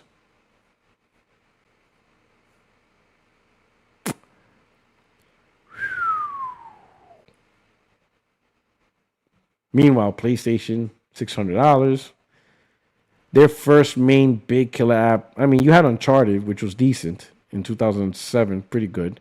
But their main big killer app wasn't until June of 2008 with Metal Gear Solid, Guns of the Patriot. 2008, June, that's how long it took. Their online was still not as good as Xbox Live. Xbox Live Gold was better. Remember, PlayStation's online crashed. The whole network shut down because of the security violation. It was toast for a month. PlayStation wasn't selling. Xbox was. In the first 3 years or so, it was just bad. But then PlayStation fixed itself that year. Was able to get the PlayStation 3 Slim to $299. And they started finally releasing the killer apps. Demon Souls. Uncharted 2 was a huge step up from Uncharted 1. Right? Lost Soul Asides. God of War 3. Not Lost Soul Aside. The Last of Us. God of War 3. And things like that. They were really hitting their strides. Killzone 2 was a huge step up over Killzone 1. It still wasn't part of the Phenom, but it was a decent game. It was a good game. They just started getting better. PlayStation was just getting better. And in the end, despite Xbox having some of the biggest hits out there, some of the biggest third parties. I mean, I'm going to tell you, you'll probably never see a console that dominated third party titles like the way 360 did. Because I don't think even PS4 third party exclusives was on the level of the way Xbox 360 did. Because I think about it. BioShock was timed exclusive. Elder Scrolls Oblivion was timed exclusive. What else? Grand Theft Auto 4 had 2 timed exclusive DLCs. And Mass Effect 1 and 2 were timed exclusives. That is a huge juggernaut of third party. Oh, and then there was others just outright exclusive, like Lost Planet, Condemned. Like Microsoft got some huge third party exclusives, timed exclusives. Like they were big. Mass Effect alone was a generational game. Mass Effects 1, 2, and 3, even though after a certain point after 2, when EA bought it, it finally came to PlayStation. But for a while, to be exclusive on Xbox, Mass Effect 1 and 2 is generational. They had generational game exclusive to their platform. Time exclusive. And BioShock, I would say, is also generational. BioShock, Mass Effect, Elder Scrolls Oblivion, GTA 4 DLC. And with all that, in October 2013, Microsoft announced Xbox 360 sold 80 million units in October. 3 weeks later, in November 2013, PlayStation announced they sold 80 million. PlayStation was only 3 weeks difference to get 80 million. Keep in mind, PlayStation 3 launched a year later, a year after. So they launched 1 year after Xbox 360, had terrible sales, yet the momentum shifted to where they both sold 80 million 3 weeks apart. That's Xbox at its best and PlayStation's at its worst, and you split the market. What is Xbox going to do with, let's just say Helix is a console, just for argument's sake, to make the conversation easier. What is Helix supposed to do? What is Helix going to do that 360 didn't do? 360 had some of the biggest titles in gaming, timed exclusives. Not just the AAA, but I also mentioned the arcade games, the indies. Braid, Super Meat Boy. There was another game, Alone. It was like black and white. They had a lot of big arcade games. Like the big ones. The best online, de facto, not even competition. It's just so much advantages. And all they did was tie. But you know what that is? You perform at your best, at your peak. Even their first party was at their peak game. Halo 3 was at its peak. Forza was at its peak. Gears was at its peak. So even their first party was peak. Their third party support, peak.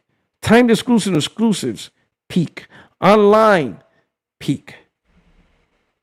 And it was the worst gen for PlayStation. $600. It took a while to get timed exclusive. Their exclusives going. The controller sucked. The online was shut down. It was just a lot of stuff. And they ended up a tie. That's the best you can do, a draw in a boxing match.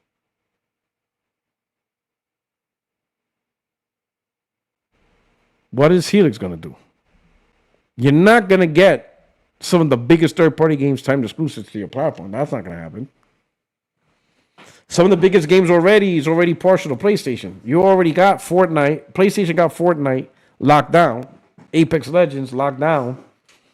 A lot of 2K and all these other sports locked down. So all that football club locked down. All this stuff is locked down on PlayStation already. There's a reason why Phil Spencer said Xbox One generation was the worst generation to lose. Because that's when gamers are truly building their libraries, establishing their profiles and their communities for these live service games on their platform with their friends. And that's it. That's where it began. And they're not leaving. That's why he said Starfield can be an 11-10 game and they're not leaving. Because everything, the battle lines have been drawn. The people built their libraries. When they started playing their live service game, they did on that platform, and now they're staying on it. All the people playing live service games on PlayStation 4 and they transition to PlayStation 5, they're playing on the PlayStation 5. When it comes time to transition over to PlayStation 6, they're going to play on the PlayStation 6. They're not looking to move all their stuff, you know. And now you're talking with next generation. It's 2 libraries. It's 2 libraries now you have to worry about. They're not going to dump 2 libraries that they built in the thousands of hours they played these live service games on their console just to trade it in for another one. They're not doing that. They're not going to do that. You know? Shout out to Galaxy Fur. Excuse me. People also bought the Xbox 360 twice because of Red Ring of Death, inflating its sales numbers. It was selling PlayStation 3 still also. That's a good point. Red Ring of Death, I mean, there was warranty repair, but some people, when they were told it's like a 3-4 week wait, 5 week wait, they just went out and bought a new Xbox. And then when the old one came in, they had 2 Xboxes. Some people had 2 or 3 Xboxes. So I wonder how much was the console inflation was that. But that's the data driven. We already know data wise, Xbox is not in a good place. We know that. We know that their numbers are bad. Amy Hood reported it. And she says it's going to happen again. We're going to get lower numbers for content, services, revenue, all across the board. All right. So we got that. Okay. So this dude, VG Charts, he said, VG Fight School, I said VG Charts, VG Fight School said, she's speaking my language, aka data driven, which is interesting because VG, if you're data driven, you know Xbox is not a good place. The CFO, Amy Hood, told you. Not in a good place. He says Xbox is going to do an exclusivity when you buy 2 to 4 copies of those your beloved games. And don't you dare ignore Steam. A great platform is sold on features, value, offerings, customer-friendly approach. That's why PlayStation's most ardent fans are gaming, streaming PCs. PlayStation's most ardent fans have gaming, streaming PCs. The most ardent fans has gaming PCs. I quote tweeted him, said, this guy acts like Xbox is being sold out everywhere and it's PlayStation and Nintendo are the ones having issues selling their hardware. The fuck is happening here? Like, he talks about data driven, but ignores the obvious data. PlayStation is selling, even when they rose the price the first time, remember it was $5 and then it rose it to $5.50, it was selling off the hook. Number 1 NPDs, number 1 selling console of the year. It's over 93 million. The last time that was a couple of months ago. PlayStation's over 100 million. Or just about. Revenue in the 30 billions.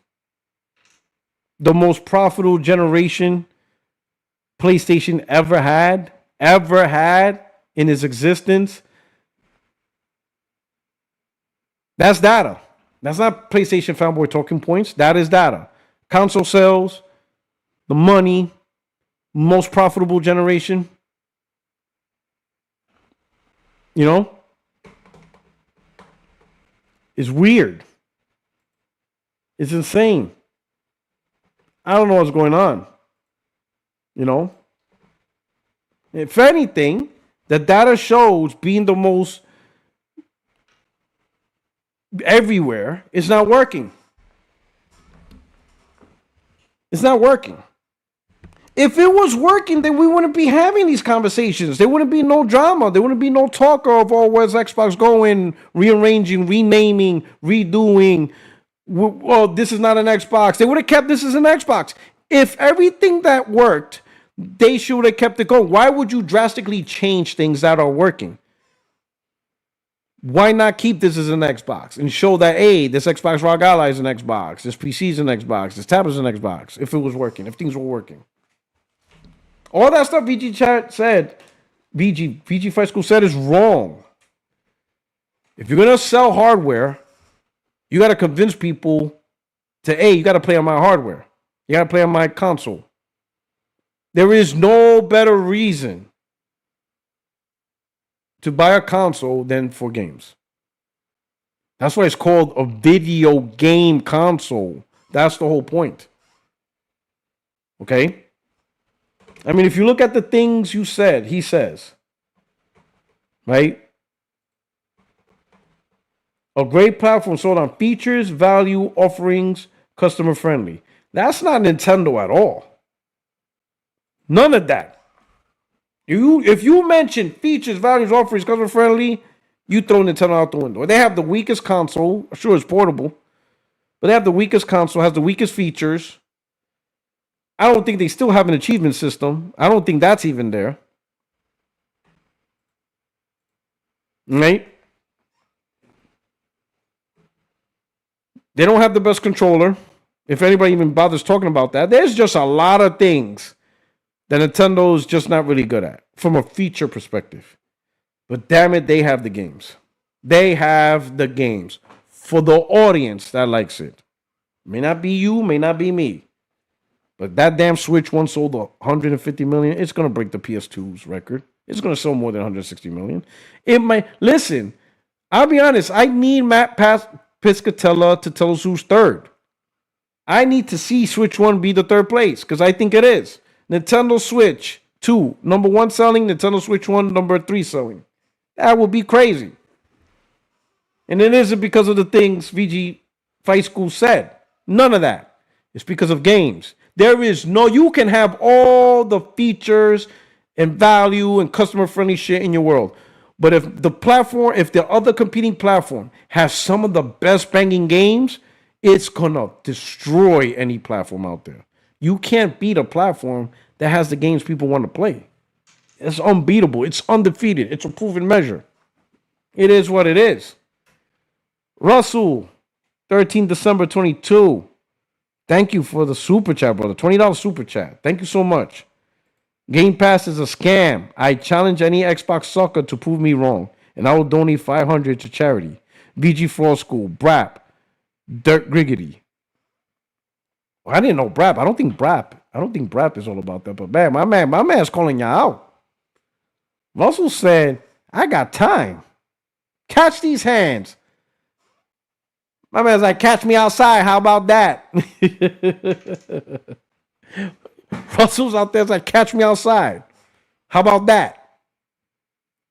Ain't nobody challenge you though, right? Nobody challenge you. Even you know what's funny? When I type Xbox going through identity crisis, people say, what crisis? What crisis?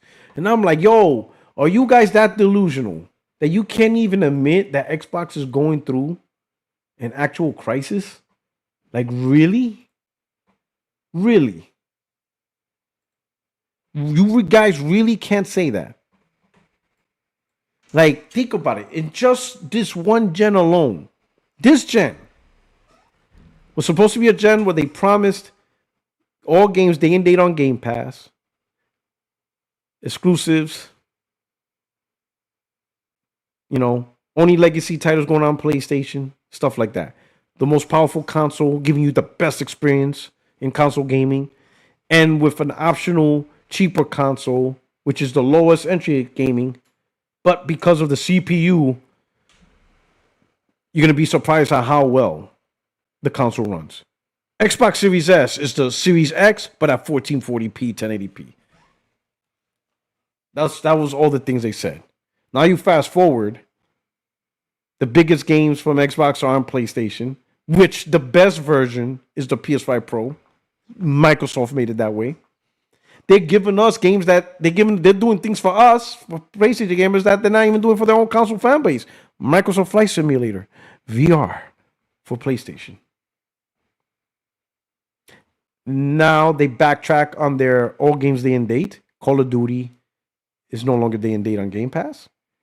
And do not even lie to yourselves and make it seem like, oh, it's just Call of Duty. Because it's always it's just until more comes.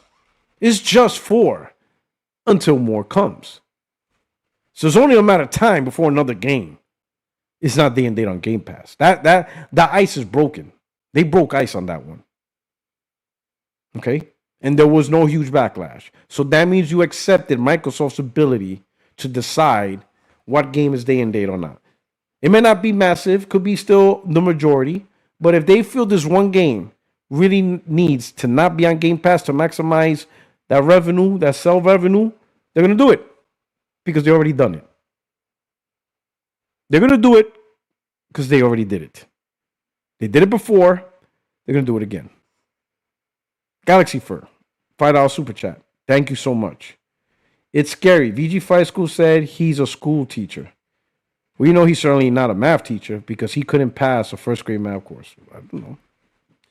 He's definitely not a data analyst. I can tell you that much. Definitely not that.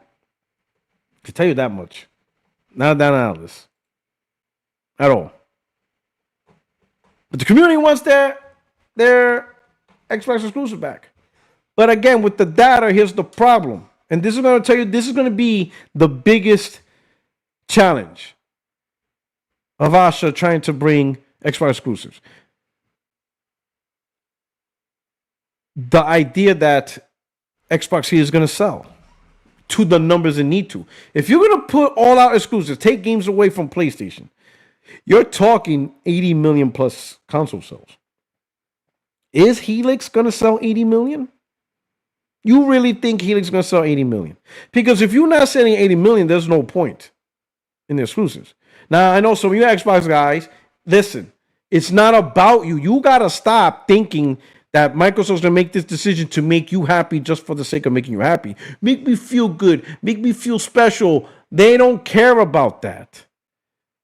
What makes you think Microsoft will ever put your feelings over their profit margins? Like, you are insane.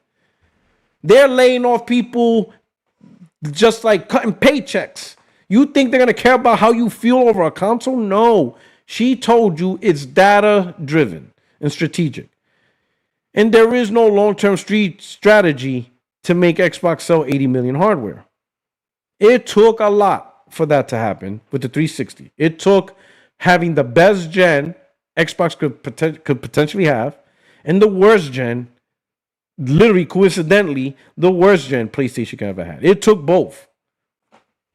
And it also took Nintendo to completely just get out of the game and do their own thing because they created the Wii, which is a totally different, unique experience. So it was including that too. It was just a lot of things that favored Xbox. You're not going to get that next gen. In fact, you're probably going to get the hardest gen ever because you're competing with a PlayStation that has its identity. It never lost its identity. Sure, it has its slip-ups. The whole PC thing, huge slip-up. Live service, it's like, oh, why did you do that? But other than that, the only other bigger thing is just the timing of games. It's taking longer to make games, but they're still making games. In fact, the two biggest games, like PlayStation released 4 games this year. An indie, smaller title, and 3 AAAs. Whatever. I don't know if you're going to consider Saros a triple. I do. I think at this point you can. Maybe it depends on the budget, but whatever. You got God of War, Sons of Sparta, small title, but that's single player focus. Saros, single player focus. Wolverine, single player focus. The only multiplayer game they released this year, outside of baseball, obviously, which is annual, but for new titles, Marathon. Most of their titles are single player. And then the special relationships they have, Phantom Blade, another single player title. So Sony's DNA is still single player. Most of their titles released is still single player. Most of the games they canceled are the live service game. You see what I'm saying? So Sony's still Sony. PlayStation's still PlayStation. Single player driven. We just want more of it. Hopefully they'll rectify how to improve their output. All the future projects, almost all of them, are single player driven. Because the only thing left that's multiplayer driven is Project Gummy Bears and Fair Games. And then maybe one more game I think is from Bad Robot. So 3 at the most. 3 at the most. 3 at the most. Right off the bat, we know we got the God of War remake trilogy. So that's 3 games right there. Then we got Cory Barlog's game. That's 4. Then we got Intergalactic. That's 5. So right off the bat. Like, come on. The DNA is there. PlayStation and identity crisis. And with PlayStation saying, yeah, we're done with PC. And they're going to expand their own actual hardware ecosystem by creating their own native PlayStation handheld. Not that Xbox Rock Ally BS that most people didn't buy anyway. This is just a PC handheld, an actual native, fully integrated 100% across the board with their console. Hopefully not too integrated with the PlayStation 6. Hopefully, there's some common sense there. Listen, there's no question nobody's asking what's a PlayStation 6. We're not confused. We're not confused with the PlayStation 6. We know exactly what it is. But what's Project Helix? Some say it's a console that can play PC games. Some say it's a PC that can play console games. Some say it's both. Which of the three is it? Which one of the three is it? Will there be third-party OEM versions? Are we going to have a Project Helix Dell version? And how's that different than the native first-party version? Asus, or is Asus plan to make one? Like, what's going on here? It's going to have exclusives, or are the games still going to be on PlayStation? That's like the biggest one right there. That right there should tell you. That right there alone should tell you that things are screwed up. That Xbox, hold on. Let me fix my mic right here. This thing's about to fall. I don't know why. There we go. There we go. It's they're in crisis. When a simple question to be asked is, are they going to stop making games for PlayStation? When you have to ask and you still don't have the answer to that, you're in crisis, dog. When Xbox went back on their word and said, yeah, all games day and date, and now Call of Duty's not day and date, now you beg the question of whether this will continue while other games can be taken off. That's crisis.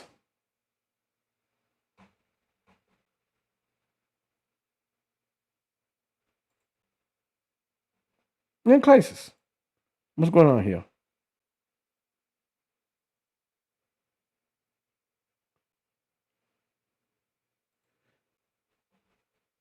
Ooh, this is good. Aaron, the diver, said, just the worst fanboy. 12 hours ago, this guy was on podcast praising exclusivity for Xbox games. Now he's against Sony having exclusives. Back when Xbox Money had it, part 2 of Tomb Raider, the worst anti-consumer exclusive of all time, this guy wet his pants praising it. Oh, how did I know? Danny Pena, Godfrey. Vicious 696, Paris's twin brother. It's a big mistake for PlayStation not to release these games on PC. Missed opportunity. Nope. Sorry, brother. We're not half-assing exclusives. It is not a mistake. PlayStation's focused on their platform. All right? There is no more kumbaya for this. You got to commit. The only reason you're still not fully committing is because Microsoft is not going to stop putting game PC. That is a guaranteed. And you know it. So that's why you're still doing this PC thing. But I guarantee if there was a chance that Microsoft was wondering to stop putting games on PC and it would be centered on a console only, you would be all about it. You are only cheering PC because you don't have a choice. You are not going to go toe-to-toe against Microsoft. You're not. Mic drop. Bad news for PlayStation 4 fans. Tomb Raider exclusivity is very likely good for business. Tomb Raider time exclusives confirmed. Phil is the man. Great interview. Look at this. Look at this hypocrisy, man. Again, these guys are not going to fight against PC because they know Microsoft's not going to go that far. Right now, it's the console that they think they could win. But you're not winning that. Unless Microsoft, through data-driven metrics, can think that there'll be a significant, huge impact on the sales of Project Helix, whatever the device is. Let's call it a console for argument's sake. They're not going to do it. They're not going to get 80 million Project Helix. Ain't nobody going to do that. Listen, even within the people who bought Xbox Series consoles, half of the people went with the Series S because it was just $300 and it was just a quick cash grab. Just a quick, and that thing was down to $250. Sometimes even as low as $200. $200? Yeah, that's not bad. It's an impulse buy. It's not an actual dedicated buy from the actual Xbox gamer, from the enthusiasts, or the gamers that want a great console. So you even have a smaller population. You understand?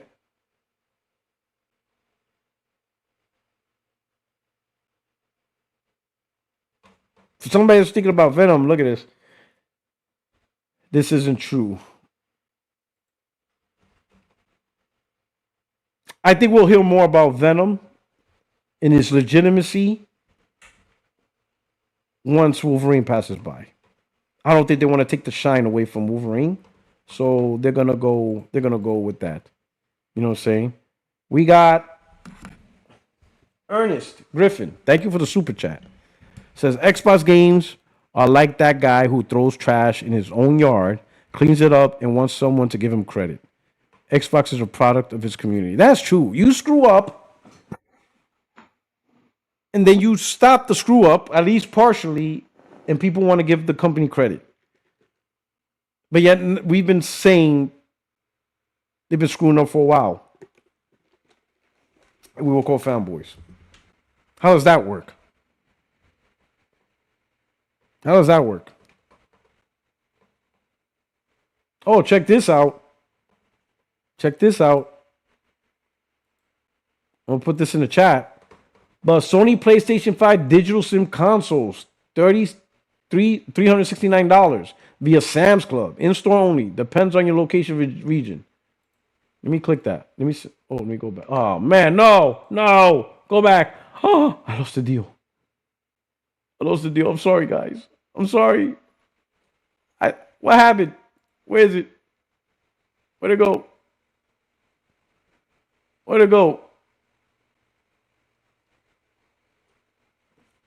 Oh, I know you guys are mad at me. Hold on, let me see if I can find it.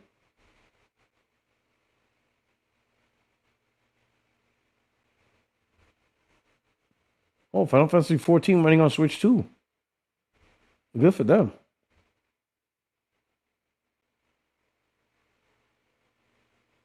Oh. You ever seen the show from I saw season 1, awesome show, but I'm not subscribing for MGM. I think season 5 is going to be the last season. After the last season, I'll subscribe so I could binge watch it. But God, that show is awesome.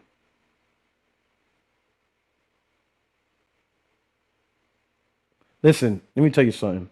This might demonetize me. It's gonna be my this is gonna demonetize. It's not demonetized. It's gonna demonetize this video, this live. But I could like what you call it. I could erase the song. So that's only temporary, right? But what I want to show you listen. What I want to show you is in June when Gears E-Day is announced, and is still announced for PlayStation. And you have Xbox fanboys molding and seeding.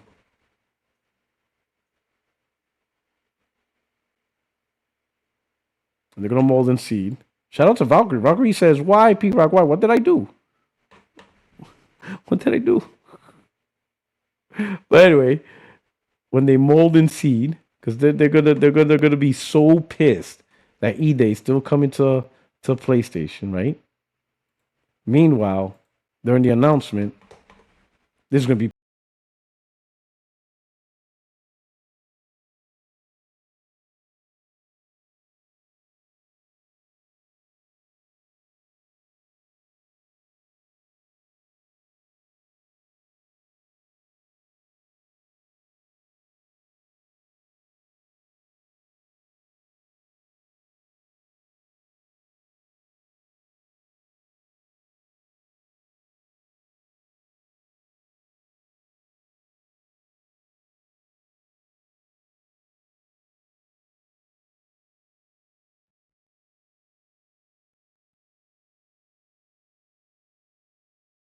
just remember that. Just remember that in June, all right? When they announce Gears E-Day for PlayStation, we all gonna rock that together.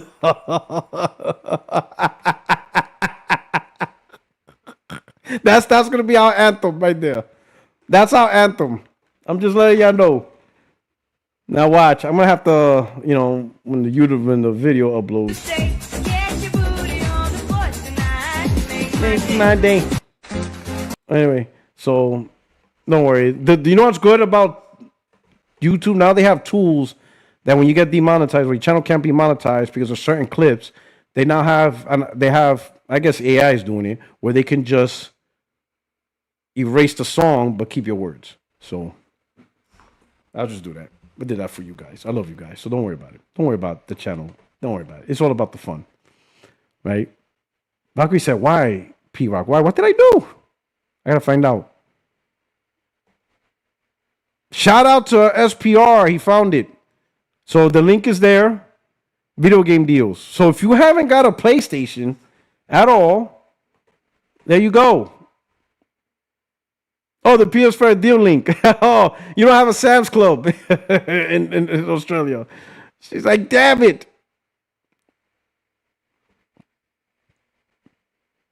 Shout out to Ernest Griffey. He says Xbox exclusives on a dead box. What are we doing here? He said we know this song. We have everything here.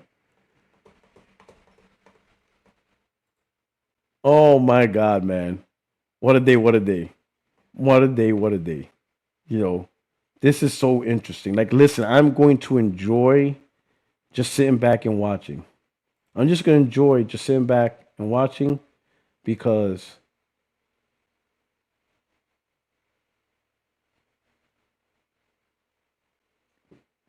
let me see.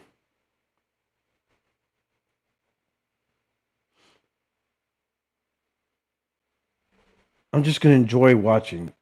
Just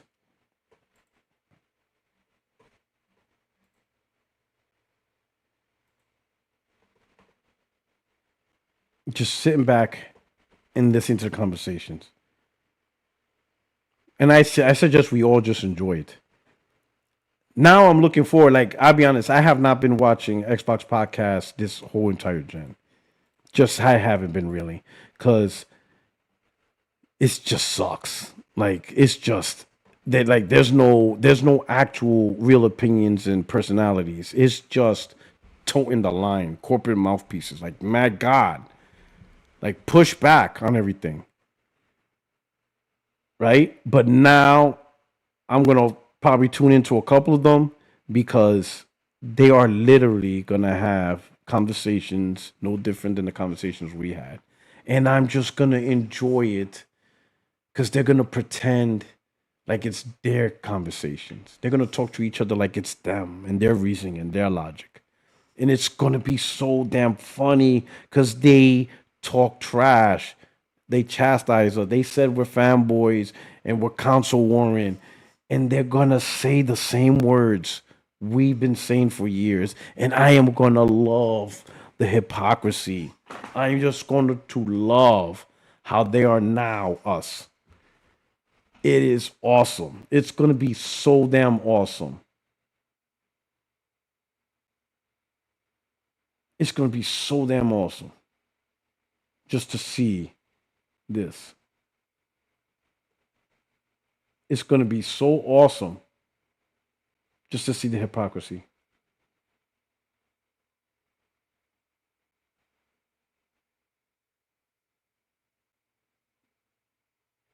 It's just so awesome.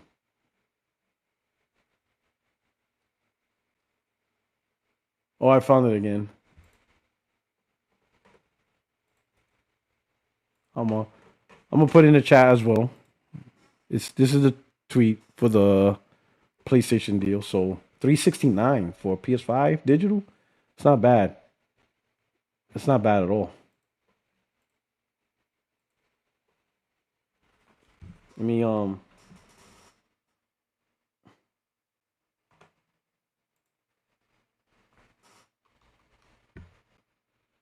do this.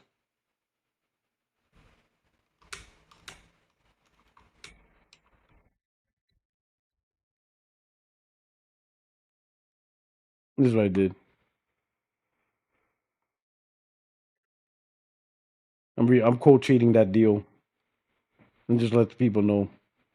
So you still don't have a PS5?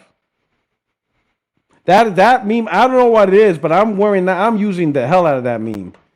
Because that meme is just like so perfect. Like it matches almost any, like you could use it almost in anything. It's awesome. It's awesome meme. All right. Ooh, SPR sent me a post. Oh yeah, he got it. Thank you so much. Thank you so much, SPR. SPR is the shit, bro. Please follow him, SPRX88.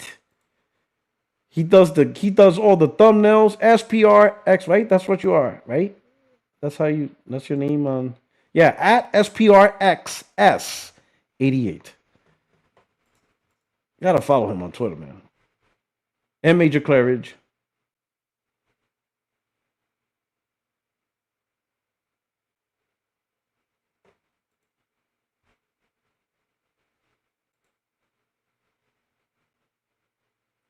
All right. I'm gonna leave off with this. This is off topic. But I'm gonna end the podcast on this. You're gonna this, and this is not even gaming related. But this one is, you will probably never see this in your life. So please don't leave yet. If you haven't left, don't leave. Don't leave. You're gonna want to see what I'm about to show you. Hit the like button right now. Because what I'm about to show you, we will probably never see this in our lives ever again. This will not be said. This is not gaming related. But we will not see this in real life. We will probably see this like in a skit, in a comedic skit. Like if it was comedy, a movie, a TV show, Saturday Night Live. I don't know if those of you overseas ever heard of a pro. So I think it's probably popular, at least in many places. You know, Saturday Night Live. It's just actors, comedians do comedic skits, right? Usually making fun of real life events, right? Please hit the like button right now. Because what I'm about to show you, I want you to witness this. Because you're probably never going to see this again. Ever. All right? And if you didn't hit the like button, after I show you this, you're gonna hit the like button. I'm about to show you something that you just can't make this up. Like, not even Kevin Hart can create a script. Not even Tyler Perry could make this script up. This is real life. This is the people who are leading the country I love. These are my leaders. These were my former bosses when I was in the Marines. Look at this.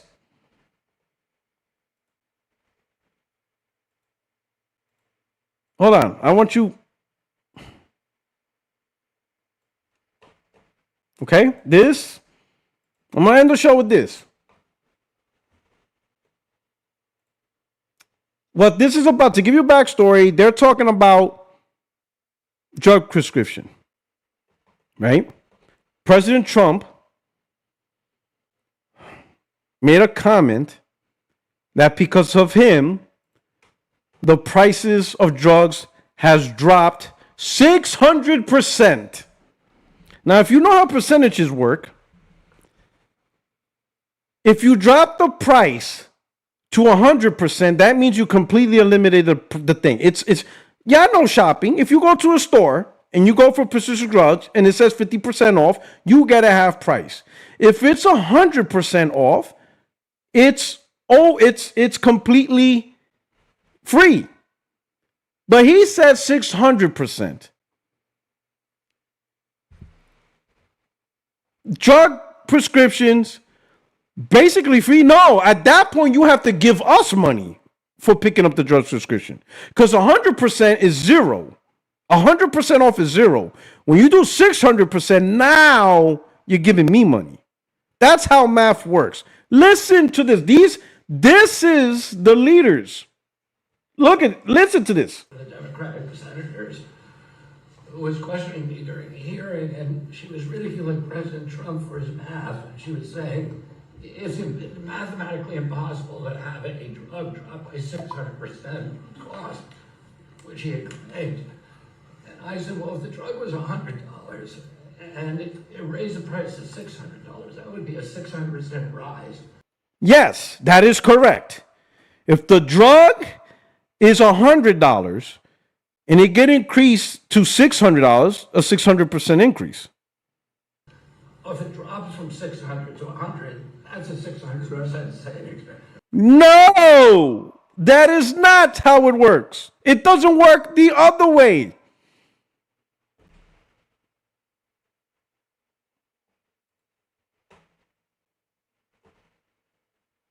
I got leaders who can't do basic 5th grade math.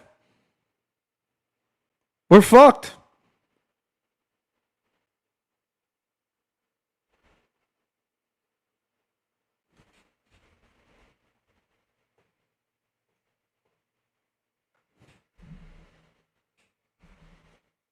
He thought you could just reverse it. It's like 98% drop. Going from like 600 to 100 is like what, 98%? I'm going off the cuff of my head.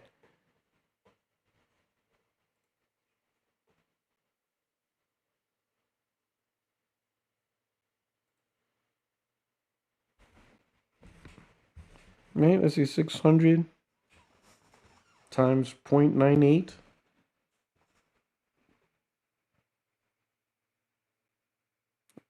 Well, that's too much. I'll say 92%. 600 times 0.98, 97, no. Let's say 992. About 90%. It's about 90%. 600 times 0.9, or even more, 80%. 600 times 0.85. Yeah, about 85, 84%. It's an 84% drop. Not 600. It's not 600. 8 point. It's not.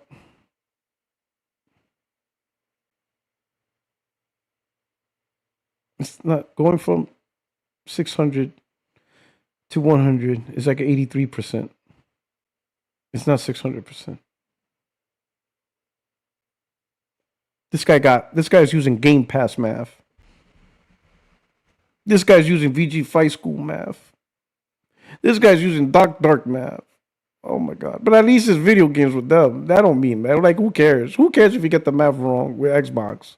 Xbox is dog shit anyway. But this is my country. World leaders don't know how to do 5th grade math.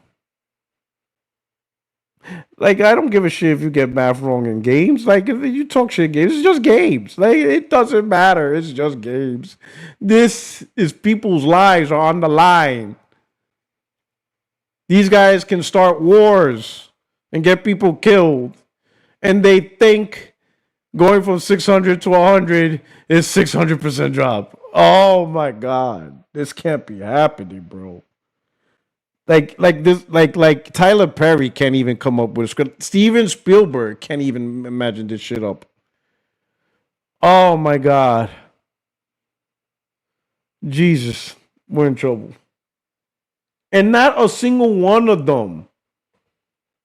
Like, if I was in that room, if I was in this room and I was this dude right here, the one next to him, this guy right here, if I was standing there and he said that, I would be like this.